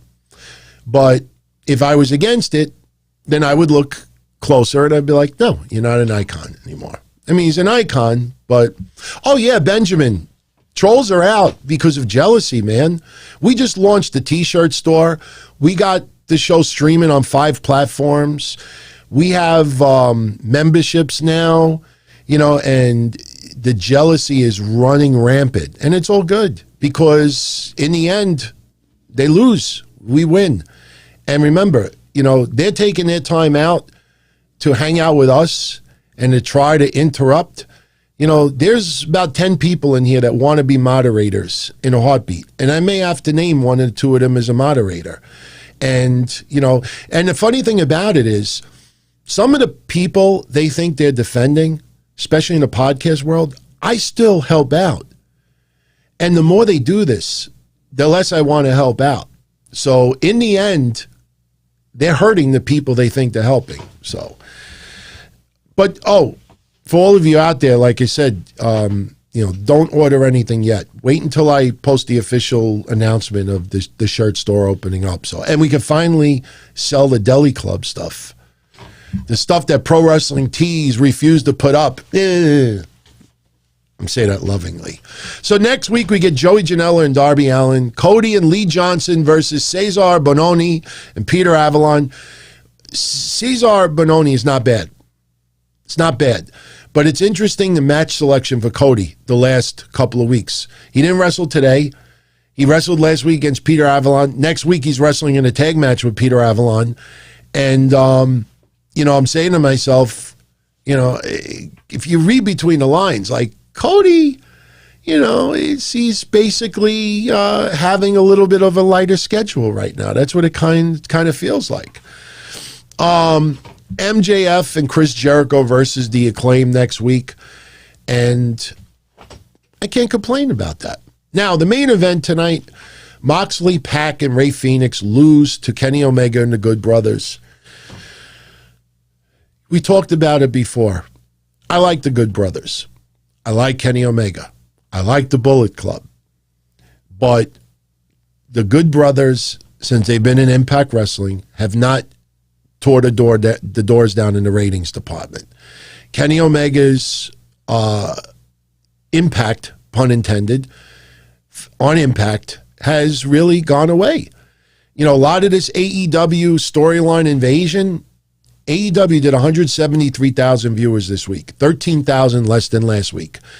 Still less than the average for 2020. And you would think that there would be some crossover. And here's the worst part about it. If there is a crossover, can you imagine what the ratings would look like without Matt Hardy showing up, without Private Party showing up, without Kenny Omega showing up, without Tony Khan and Tony Schiavone doing little skits like this? Could you imagine? That's why, again, I have nothing against Rich Swann as the heavyweight champion. But they, I don't think, can afford to waste 1-2 months with shit like that. There was such momentum with Rich Swann versus Moose And yeah, they did a tag team match this week and this and that. But this is not, today's the anniversary of Hogan and Randy Savage. The Mega Powers explode. Saturday night's main event, when Miss Elizabeth got knocked out and Hogan carried her to the back, and Randy Savage, you got jealousy in your eyes. Whatever it was. So Hogan said, I don't know. And Hogan attacks her, and Miss Elizabeth looks like she's about to laugh. That was a big brewing storyline of two guys. Moose and Rich Swann you're not going to have fans. This isn't like foreplay where you're teasing and teasing and teasing and teasing. And like, come on, man, let me blow my load already. You're teasing. What do they call it? Edging? If Impact thinks they're edging right now with a big climax of Moose versus Rich Swann, I got news for you. The bottom of my socks right now smell better than that. Yeah, today's the anniversary of that, by the way. So, this main event was fun, but where does this go? I mean, Pac just feels like he was thrown in there. All right, Rey Fenix has a little bit of history with Kenny Omega, but he lost his title shot. That's it. It's over. It just feels... And the Young Bucks questioning why the Good Brothers were on ringside during the Battle Royal was even more stupid, because if the Young Bucks slapped around Don Callis, and the Good Brothers don't do nothing, and the Good Brothers are kind of like cheating, I don't know, there's just like some weird shit. You know what it feels like? It feels like these guys want to do what they want to do, and they're just letting them do what they want to do, even if it doesn't make sense a little bit. It doesn't feel like anybody's just tightening this stuff a little bit. But which troll do we have to get rid of now? Which troll we got to get rid of now? You let me know. I trust you, and we'll get rid of them. So that was your episode of AEW. I mean, you know what's funny about these trolls? All I got to do is right-click and select what I want to do, and they're gone. Just tell me, who's the troll? Cowgirl? Okay, I see it. The funny thing is, all I have to do is literally just click two things, and they're gone. So keep creating them. Take me 2 seconds to block you. That's the funny thing. It doesn't faze us a little bit. This is the thing. We're not a professional show. We don't have crazy-ass advertisers. We're not on a TV network. We're not on Sirius Satellite. If we want to sit here and make fun of these goofs all night long, if it's entertaining, we could do it. It's not like, oh, my God, they're rattled, this and that. Nobody's leaving. So, and just keep in mind, everyone, these are people 35, 45, 55 years old. No wonder why most of them are unemployed and no relationship. I'd be fucking pumping my significant other right now. I'd be sleeping, getting up for work tomorrow and stuff like that. This is what makes them feel good. Who looks like the goof in the end? Seriously. So now we get to NXT. Dakota Kai, did you see all the rumors today? Dakota Kai's last match is NXT today. They're going to have their semifinal match on SmackDown. Unbelievable, man. Doesn't make sense. Doesn't make sense, these goofs online.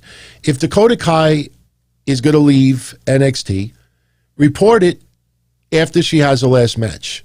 When NXT comes out there and Triple H, gets in the ring and we wish you well on the main roster, and fans are there after NXT goes off the air, that's when you report it. I've been living by a motto since 1997. I don't want to be first. I want to be right. And these people, this is the fourth time in about 3 months that they said that Dakota Kai's last match was going to be blah, blah, blah, and she's going to the main roster. And every single time they got it wrong. Tonight, Dakota Kai and Raquel Gonzalez beat Kayden Carter and Kacy Catanzaro to advance in the Dusty Classic. They are now in the finals. And in fact, next week on NXT, we will have Shotzi Blackheart and Ember Moon taking on Candice LeRae and Indy Hartwell. The winners of that match, oh, shit, just saw that.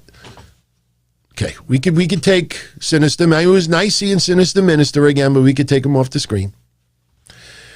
But next week, we have Shotzi and Ember Moon versus Candice LeRae and Indy Hartwell. The winner of that match will take on Dakota Kai and Raquel Gonzalez in the finals that'll take place at NXT TakeOver Vengeance, which is Valentine's Day, February 14th. So, Dakota Kai's not leaving yet. I still want Dakota Kai and Raquel Gonzalez to win this unless Io Shirai is going to beat Toni Storm and Mercedes Martinez at Vengeance. Then after that event, that's when they pull the trigger and have Raquel Gonzalez feud with Io Shirai. Raquel Gonzalez should be NXT Women's Champion, if not by WrestleMania time, a short time thereafter. Vengeance Day. I just call it Vengeance. Let me say this about tonight's match. I think the best way I could summarize this match is this way. A couple of weeks ago, Kayden Carter and Kacy Catanzaro advanced in the tournament, and they beat Toni Storm and Mercedes Martinez. And it was really hard suspension of disbelief to buy that. And I remember at that time I said, the way WWE has used Kayden Carter and Kacy Catanzaro, we can't all of a sudden, they can't think that all of a sudden we're going to get behind them and expect them to possibly go to the end. And it was hard. It was a hard sell for me. I could honestly tell you 3 weeks later, 2 weeks later, whatever it is, Kacy Catanzaro, especially Kacy Catanzaro, has totally changed my mind. Kacy Catanzaro, the reason why I chose her in the trivia contest 2 weeks ago is because started watching some of her work, started reading a little bit more on how much she wanted to be a wrestler, the back injuries, the mental, pressure, and she walked away for a couple of months, came back, and what this woman has done in the last couple of weeks, she sold me. And, she's dating Ricochet, so Ricochet is obviously helping her quite a bit as well. But they knocked it out of the park. I honestly think that Kacy Catanzaro, I don't want to say on a level of a Shotzi Blackheart, but I think Kacy Catanzaro might be the next one as far as a baby face. There's rumors that they're going to turn him heel. I personally think you're crazy because she could be not this Bayley, not 2021's Bayley in NXT, but Kacy Catanzaro, I could see WWE really getting behind. She was tremendous tonight. Some of the moves that she did and the flips were outstanding. I mean, in the end, the right team won, in my opinion. But trust me when I tell you, Kayden Carter and Kacy Catanzaro, their stock went up quite a bit in a matter of weeks. They were really good. Yeah, people are kind of like not liking the name Vengeance Day. You know why they're saying Vengeance Day? Because it's Valentine's Day. It's a play on the word day. Instead of Valentine's Day, it's Vengeance Day.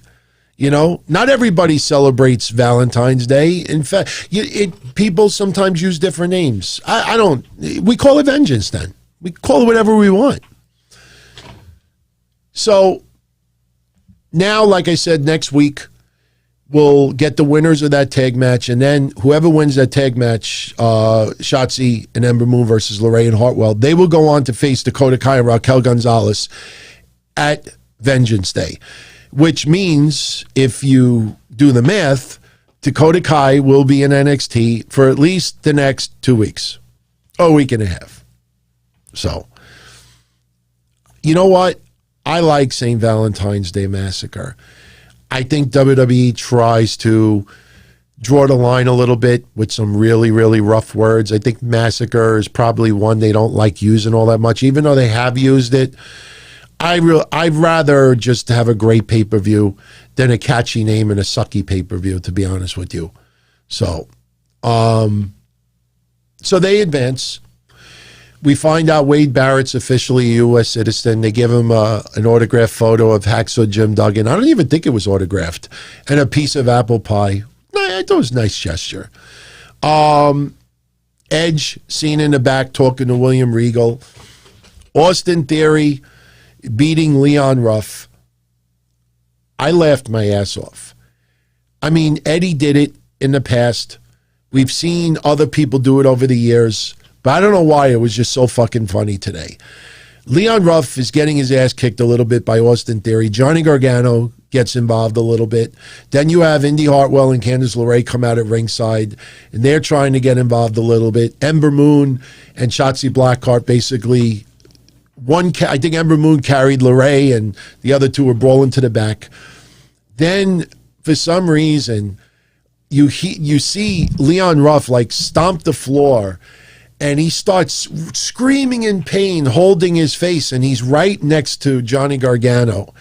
And the referee turns around, and Leon Ruff is acting like he just got nailed. And the referee looks at Gargano, and he does one of those, "You're out of here."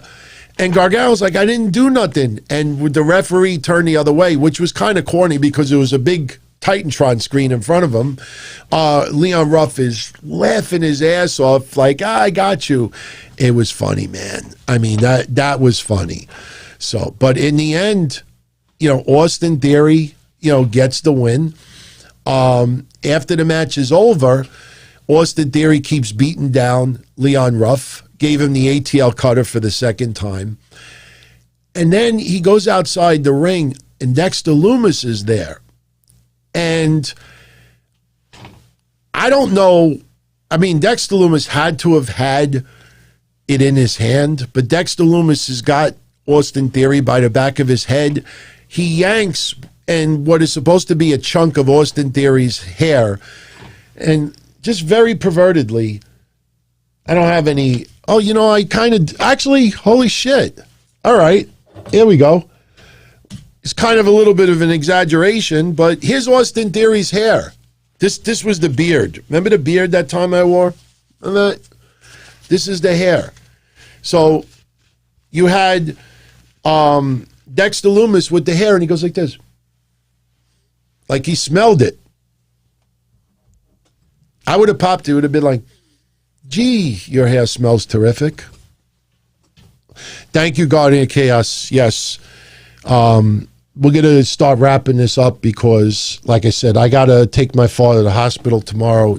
He's got to be there for 7 a.m., which means I'm going to have to get up about 6 o'clock at the latest. And as soon as I wake up, grab a coffee, throw on some clothes, and get out the door, pick him up, and take him to St. Francis Hospital. So, but, Austin Theory, man, looks like $1 million. I mean, I know the little controversy with those adult stuff. And by the way, on tomorrow or Friday, tomorrow if you bring it up, because tomorrow's show, Q&A, Ask DT, if it's on your mind and you bring it up, then I'll talk about it. If not, I'll talk about it Friday. I got some info on Lars as far as being gone from WWE. Some of the news is already broke online, but I have a little bit more. And I actually reached out to him today. I'll talk about it Friday. So Austin Theory, WWE's putting, the thrusters behind them, full steam ahead. Guy looks like $1 million. Let's see where it goes. I kind of feel like Austin Theory and Guevara are in the same boat. Austin Theory is more ground game, methodical, cocky. Guevara is too, but Guevara, the cockiness has moved away a little bit. Guevara is more of like a sympathetic person out in the ring. So, Sam, my father, they said that if everything goes well, he could go home the next day. So by tomorrow night, when I do the show, I should have some updates. So I'll let you know. But thank you for that. So we get Austin Theory winning. We get a video package hyping up. What's the name? I wrote it down. Tian Sha. Now, some people think Tian Sha is the name of the female that's been seen with Xia Li and Boa. Some people think that Tian Sha is like the group. Now, did a little checking in WWE back in December 24th, filed for trademarks, and there was a couple of other names on there. They actually had Nash Carter and Wes Lee on there too. So you know that WWE had them on their radar back on Christmas Eve. But they also had Tian Sha on there, and they had Shi-Hun, S-H-I, and then H-U-N, Shi-Zui, Z-U-I, and then they also, I guess they had pursued further for Xia Li and Boa. So, they're trying to do this mystical tale that the figure is over 1,000 years old. I mean, what's she going to do? Come out in there and beat a female Oz? I am loving this storyline they're doing with Xia Li. I love the character development. It pisses me off. She's been off TV now for 3 straight weeks. I mean, no, I'm not concerned, but I am a little bit, because she had some crazy-ass momentum, and for 3 weeks straight, they can't find nothing. So we'll see what happens. We'll see what happens. Something's got to come down next week. You don't throw this on TV today and then do nothing next week. So we'll see. Raul Mendoza, El Legado del Fantasma. We have Legado del Fantasma taking on Lucha House Party. Lucha House Party. We've talked about it for a few weeks now. Those guys, it's amazing after all of these years, WWE finally says, let's just let them go out and do what they can do. Because I watched old school Lince Dorado matches before he came to WWE. The guy is incredible. And you look at, I don't even need to bring up Legado del Fantasma, what they can do. But it just blows my mind how I understand WWE, trying to be more kid-friendly with, using the, the gimmicks that they did with Lucha House Party. Everybody is Lucha. But, man, they're just tearing it up right now. Gran Metalik is incredible. Lince Dorado is awesome. Legado del Fantasma is great. And I can only imagine what Legado del Fantasma and MSK are going to do next week. Because MSK, whoever wins that match next week between Legado del Fantasma and MSK goes to the finals. So Legado del Fantasma advances today. Incredible match.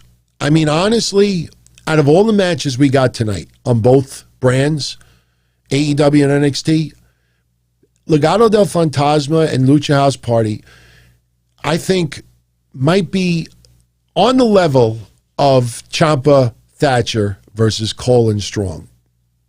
They just click. It was such a fun match.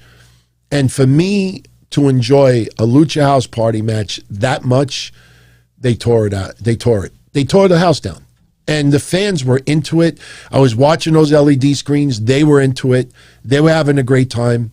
And it was awesome, man. It was awesome. So MSK come out. They cut a promo about their semifinals match next week against Legado del Fantasma. I want to see MSK go to the finals. What an awesome way to start your career in NXT. Just coming from Impact as the Rascals. The fans, I hope people understand when I say this. MSK feel and look like AEW wrestlers, don't they? Like if you look at the NXT roster, MSK feels different. I don't know what it is. But they come across like a perfect fit. And I'm not saying this in a bad way. There's something about them that just makes them stand out more. It's not that one is black and one is white or anything like that, but just their characters, their attitude, and nothing controversial, and just, I mean, the crowd is loving it, man.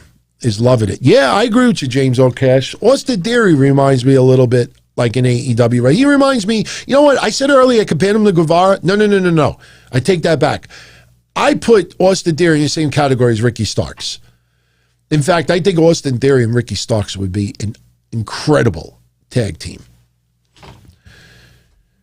So now we get Finn Balor, Pete Dunne. Pete Dunne shows up with Oney Lorcan and Danny Burch. This time I think Danny Burch was driving. I don't know, but I know Pete Dunne wasn't. Pete Dunne cuts a promo. We're getting Pete Dunne versus Finn Balor at Vengeance Day, which you know is a match that I've been wanting for the last 6 weeks. We're getting it. I'm so looking forward to that. Pete Dunne, I will continue saying it, he's a monster. You know, monsters don't have to be 6'5", 400 pounds, don't have to look like a maniac. Pete Dunne, that guy, seriously, he would fucking twist me into a pretzel in a second. That guy's so intimidating. So Finn Balor comes out, confronts Pete Dunne a little bit. Then we hear Edge's music. And it was awesome. Like I opened up with the show. I'd love to see Edge have a little stint in NXT. I think it would really, really help that product. And I think it would utilize Edge so much better. But it was cool. Even though Edge was doing a reverse of what he was telling Drew McIntyre to do on Monday, Edge showing a lot of praise for Finn Balor, singing some praise for Pete Dunne, and Pete Dunne is just like, it's like, so? And Edge is like, that's how I would have reacted 10 years ago also. You know, so it was great, man. And Edge basically talking about Finn Balor and, you know, his ability, dedication. And Edge actually said that NXT is the reason why he got his fire back. You know, if that's true, why would it be such a hard decision for Edge to not want to fight in NXT? If you follow the storyline, Edge should be like, I want to stay here. I want to do something here. In fact, I think Edge should have a match or two in NXT. If WWE was smart, have a match scheduled for NXT next week. Advertise it 5-6 days in advance, and let's see what kind of numbers it does. So, Edge teasing that he could challenge for the NXT title. Realistically, I don't think that's going to happen, but it would be a pleasant surprise if it did. Johnny Gargano interviewed in the back, and basically what this leads to is teasing a match. Kushida earlier on social media said that he had an appointment with William Regal. Kushida wants Gargano for the North American Championship, and Kushida will take on Johnny Gargano for the North American Championship. Tony Storm was supposed to take on Jesse Camilla. Technically, I guess it went to a no contest because Mercedes Martinez came out there. I thought it was a DQ finish originally, but everybody was saying it went to a no contest. And ultimately, Io Shirai comes out and takes out both Martinez and Tony Storm. They will have a three-way at Vengeance Day. In fact, right now, you have confirmed Johnny Gargano versus Kushida for the North American title. Io Shirai versus Tony Storm versus Mercedes Martinez for the Women's Championship. Pete Dunne versus Finn Balor for the NXT Championship. The finals of the Dusty Tag Team Classic on the men's side and the women's side. That is 5 matches. Match number 6 looks like it's going to be Karrion Kross versus Santos Escobar. 2 weeks ago, we picked up on that. Remember when we said it was kind of weird? Or last week, it was weird that Santos Escobar just brings up Karrion Kross out of everybody? Out of everybody in NXT's history, he brings him up. That was intentional to plant the seed. On social media, and I thought this was kind of goofy, Scarlett Bordeaux has been doing beautiful with the tarot cards. All her skits with the tarot cards have been awesome. Yeah, Mercedes Martinez interrupted Tony time. Look, they have to make it feel like Tony Storm and Mercedes Martinez do not like each other because it's a three-way. Anybody versus anybody. Now, the title should mean more to them than anything else. So they're going to beat each other to a pulp. So I'm just happy that Mercedes Martinez is getting a little bit of an opportunity. WWE could have easily buried her big time when she asked out of Retribution to go back to NXT. So I'm looking forward to that match. I just still feel Io Shirai is going to win. So, Santos Escobar earlier in the day finds a tarot card by his locker room.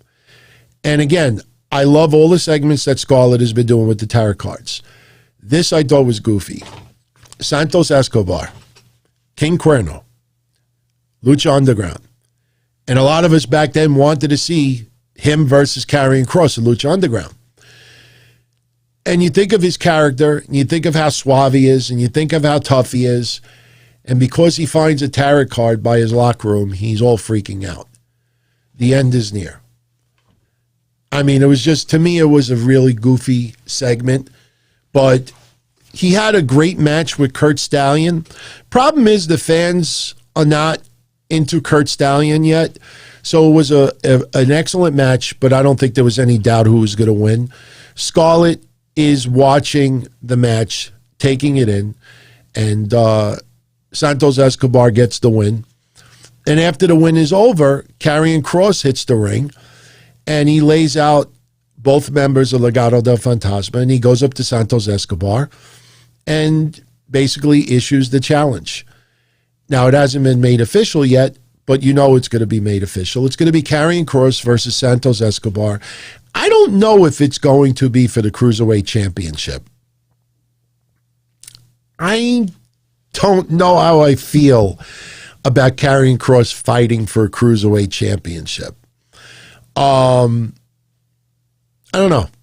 And regarding Kurt Stallion, everybody talking about him in the ring, I actually think that Kurt Stallion and God, who is Malcolm Bivens managing again that just came up? Oh shit, Tyler Russ, right? Tyler Russ? No, that doesn't sound right. Tyler Rust. I said Russ. Rust. Tyler Rust. I think Tyler Rust and Kurt Stallion be a pretty damn good tag team. I don't know why. I think they would be a pretty damn good tag team. But it's not that Karrion Kross is too big size-wise for the Cruiserweight title. It just, I don't know, it just feels like, why would Karrion Kross, if he's going for a championship, why would he? I don't care if Santos Escobar cut a promo. Again, sticks and stones may break my bones, but you cut a promo about me, and now I'm not going to go for the heavyweight title. I'm going to go for a cruiserweight belt instead. Something tells me the belt is not going to be on the line. I know it sounds strange right now, but I get a weird feeling that something's going to happen on TV next week, and we'll get some type of interesting stipulation or gimmick, and no belts are on the line. We will see. Main event tonight, Tommaso Ciampa, Timothy Thatcher, beating Roderick Strong and Adam Cole. I love this match, even though I feel Lucha House Party, Legado del Fantasma may have had a little slight edge as far as entertainment. This match was so good because you really could not pick a winner. It was so even throughout the night, and those guys gelled.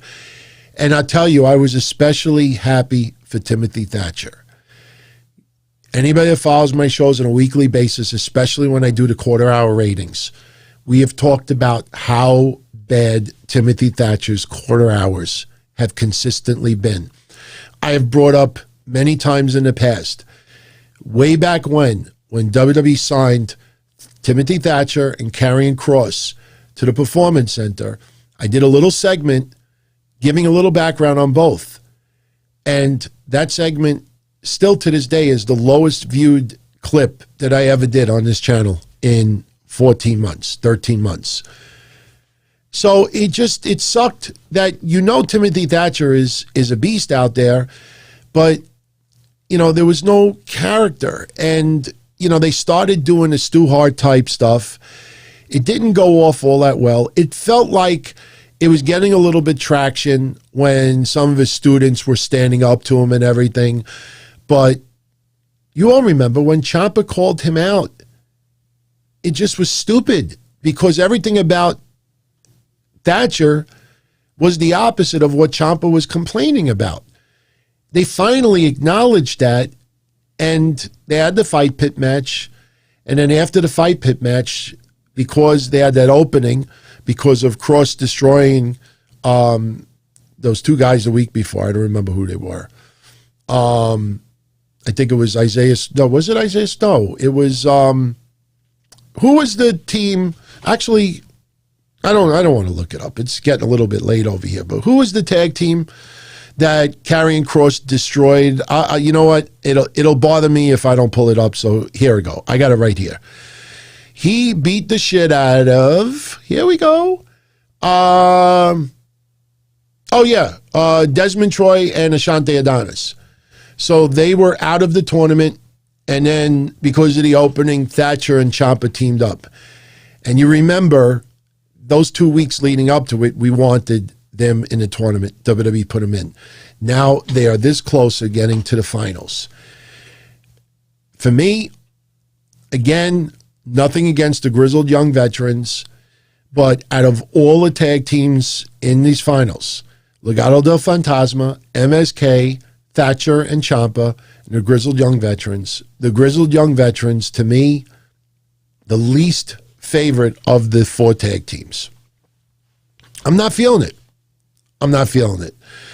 I really would love to see Ciampa and Thatcher versus MSK in the finals. I think it would be a lot of fun. And if they ended up in the finals, I would be equally happy no matter whichever team wins. Because I'm loving MSK so far, and I'm ecstatic that Thatcher and Ciampa are teaming up. I feel that Thatcher and Ciampa probably need to win because of all these storylines. Like, where do they go from here if they don't win this thing? There's no belts involved. It's a Dusty Classic. So I don't think there's any rush to, for MSK. You look back a year from now, MSK, I think, would be better suited for them to win the tag titles. Let them take on Legado del Fantasma down the line for the tag titles. Let the Dusty Classic go to Ciampa and Thatcher. Yeah, I'm telling you, a lot of people in the chat. In fact, you know what? I know I ask every week if you want to post your comments, and I'm interactive. You all know that now. But if you could post one thing in the comment section over this week, and we'll add it all up, and I will tell you all next week who everybody's preference was. But I would love to know the two teams you want to see in the finals. Your choice on one side is Legado del Fantasma and MSK, and on the other side you have the grizzled young veterans, Ciampa and Thatcher. Post in the comment section, not in the chat, in the video. Post in the comment section which two teams you would like to see in the finals. Because by next week we will know who's in the finals, and I will definitely add up all the votes, and I will reveal on next week's show who you all wanted to see, and we'll see what ends up happening. But as far as ratings this week, this is rough, man. I mean, NXT lost last week only about by what, 20,000 viewers, something like that. It was like 734 to 714. As I brought up last week, my combined rating was only off by 2,000. So I almost nailed that. But I gave AEW too much of a rating and didn't give NXT enough. This week, it's really, really hard to call because AEW had enough where you really didn't feel like you want to change the channel. I mean, the wedding stuff was corny and everything, but, you know, people stop and look at clusterfucks. You don't want to turn away. I wouldn't be surprised if the wedding segment is one of the top quarter hours for the entire night for AEW. That's what happens sometimes. Now, if it ends up being the highest rated quarter, you're not going to do wedding segments every week, but they started out fun with the Battle Royal. On the NXT side, they started off with the women's tag match, which was freaking phenomenal. So I think AEW stretches their lead as far as ratings this week. They're not going to win by only 20,000.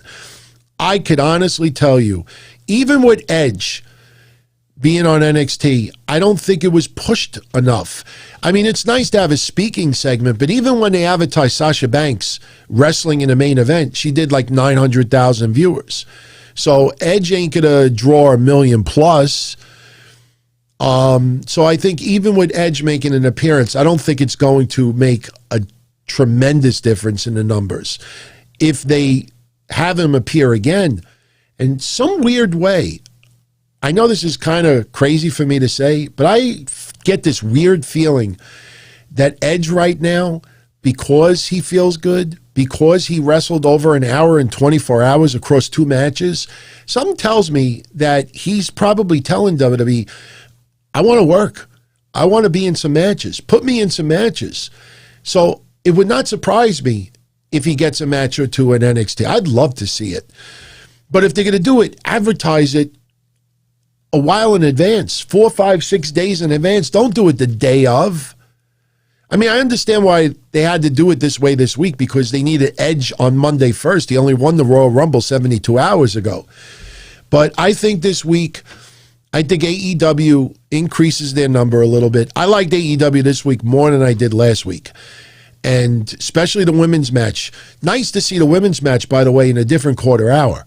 If you follow the trend with AEW, they're never in that early in the night, like quarter 2. But they had a great match. I'm going to say AEW increases their number this week. I say AEW does 782. I think AEW increases from around 734 to 782. And I think NXT also increases a little bit. You know what? I'm going to actually go a little higher. I'm going to say AEW does 811. I'm going to say they break 8. If they don't break 800,000 this week, then it's cause of concern. There's got to be cause of concern. Because they had a shitload of good stuff hyped up for this week. So I say AEW does 811, and NXT I think does 766. 811 to 766. We will see what happens. But before I go, a little late super chat that I didn't acknowledge earlier. Dayhawk. The only thing he has an issue with is Abadon not being in the women's tournament. He's happy to see James. How awesome would it be for James Mitchell to manage Abadon? Just thought about that. I think it would be fucking phenomenal. Seriously. Look, we've seen James Mitchell all the time in Impact Wrestling. But it was nice to see him on AEW today. It's amazing that even with the storyline, that Rich Swann is yet in storyline to show up in AEW. It's amazing in storyline that even, Chris Sabian never showed up. It's amazing in storyline that management in Impact Wrestling hasn't tried to buy advertising to counter Tony Khan and Tony Schiavone's paid advertising.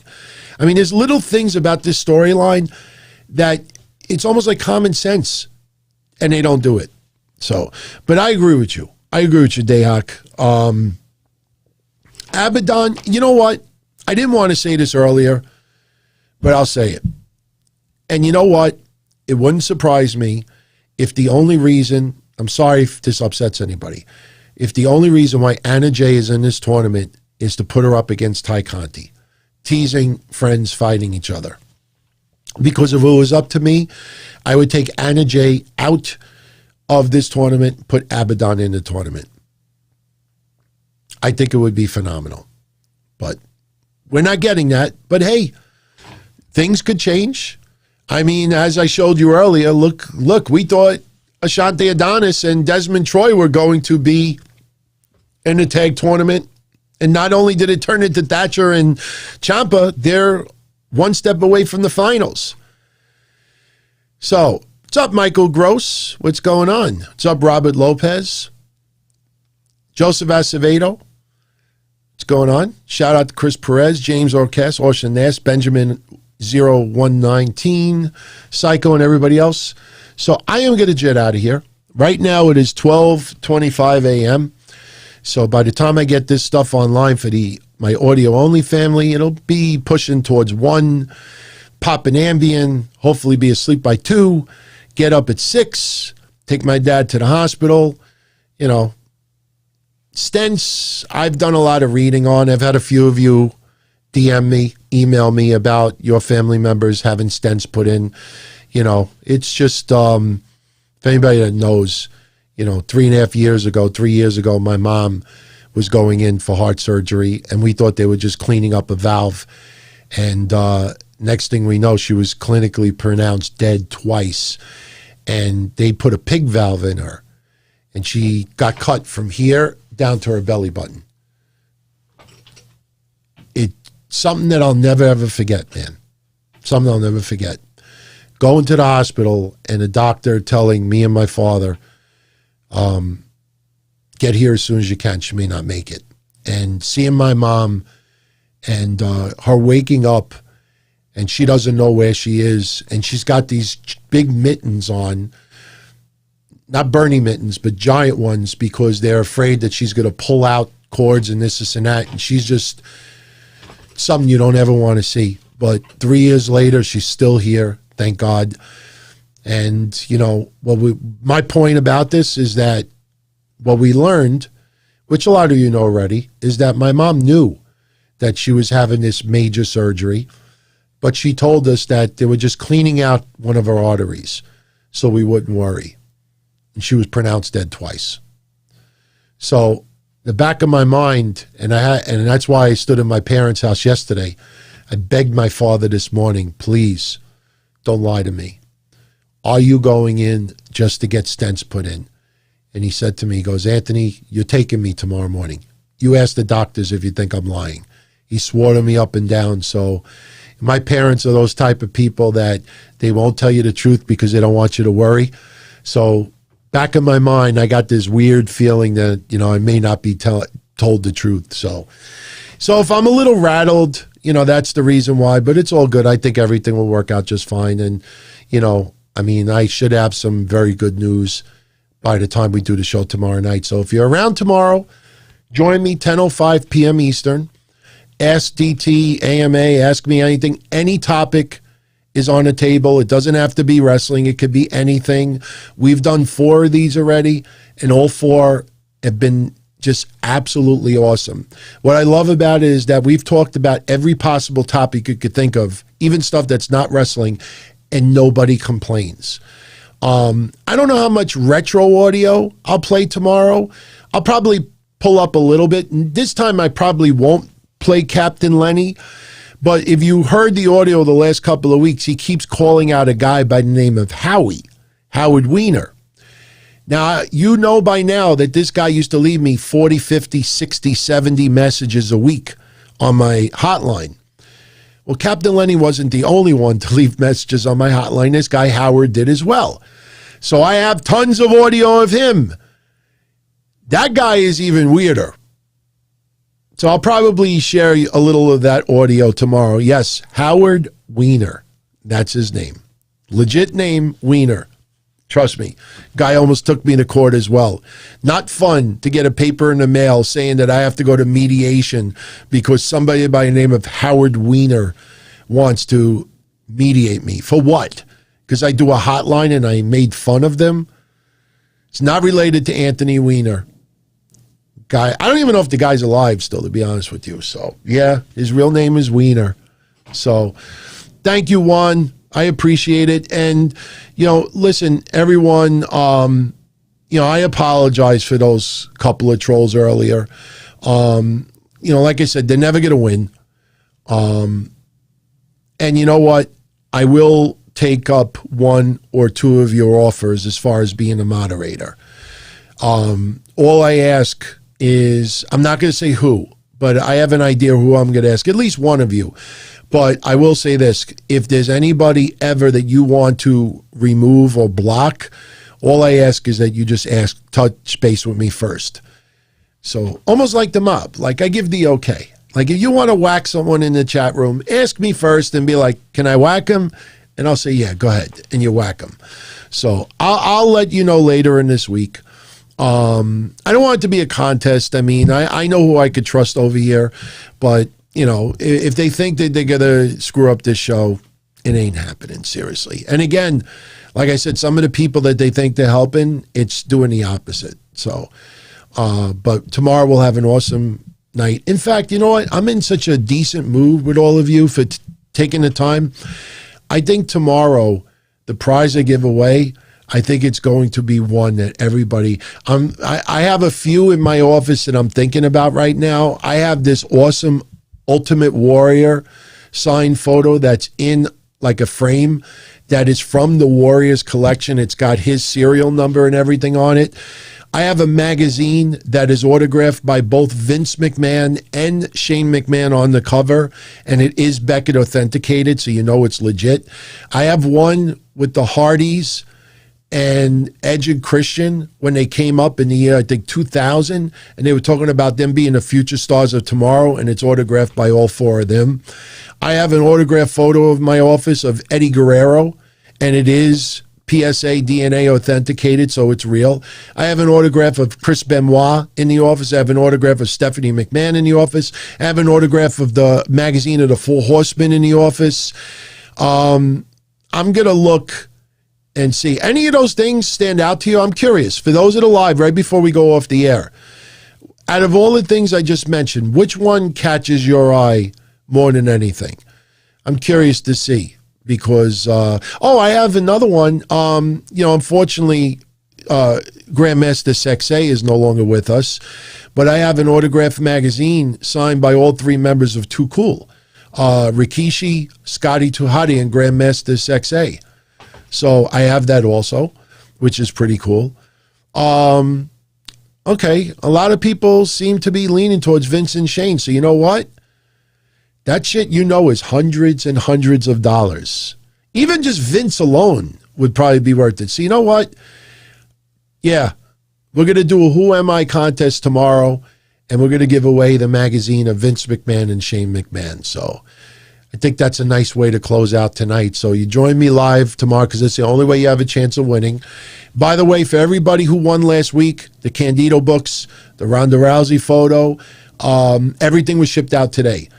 Everybody with shirts, all done. So everybody should be getting their things very, very shortly. So I'm out of here. As always, if you enjoyed the show, I'd appreciate if you give it a thumbs up before you get out of here. And if you want to check out the memberships, you're more than welcome to consider joining. You could get even emojis and badges and stuff like that. And it's pretty cool. Shout out to Chris, who just joined. As you can see, Chris is a new member of the family. And, it's going to be good, man. I'm really happy. I mean, to think of everything that we did since January 1st, it's pretty phenomenal. I mean, even personally, getting vaccinated and, my fiance gets a job again.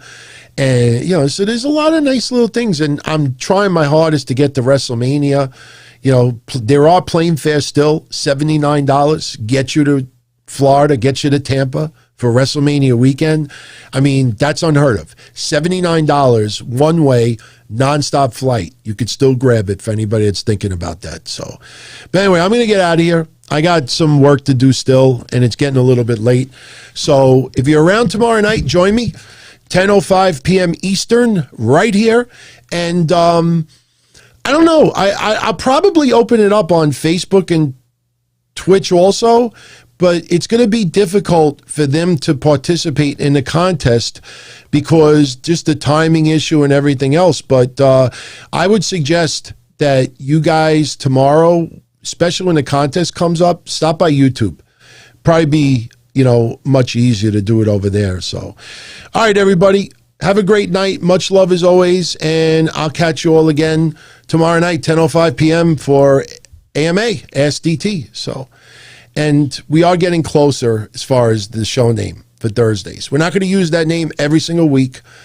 And we'll have a winner very, very soon as far as that AEW title. Probably as soon as next week. So, all right, everybody. Take care. And, we'll talk a little bit more about Kenta tomorrow and Friday. I think right now Kenta is probably going to take on Moxley for the belt.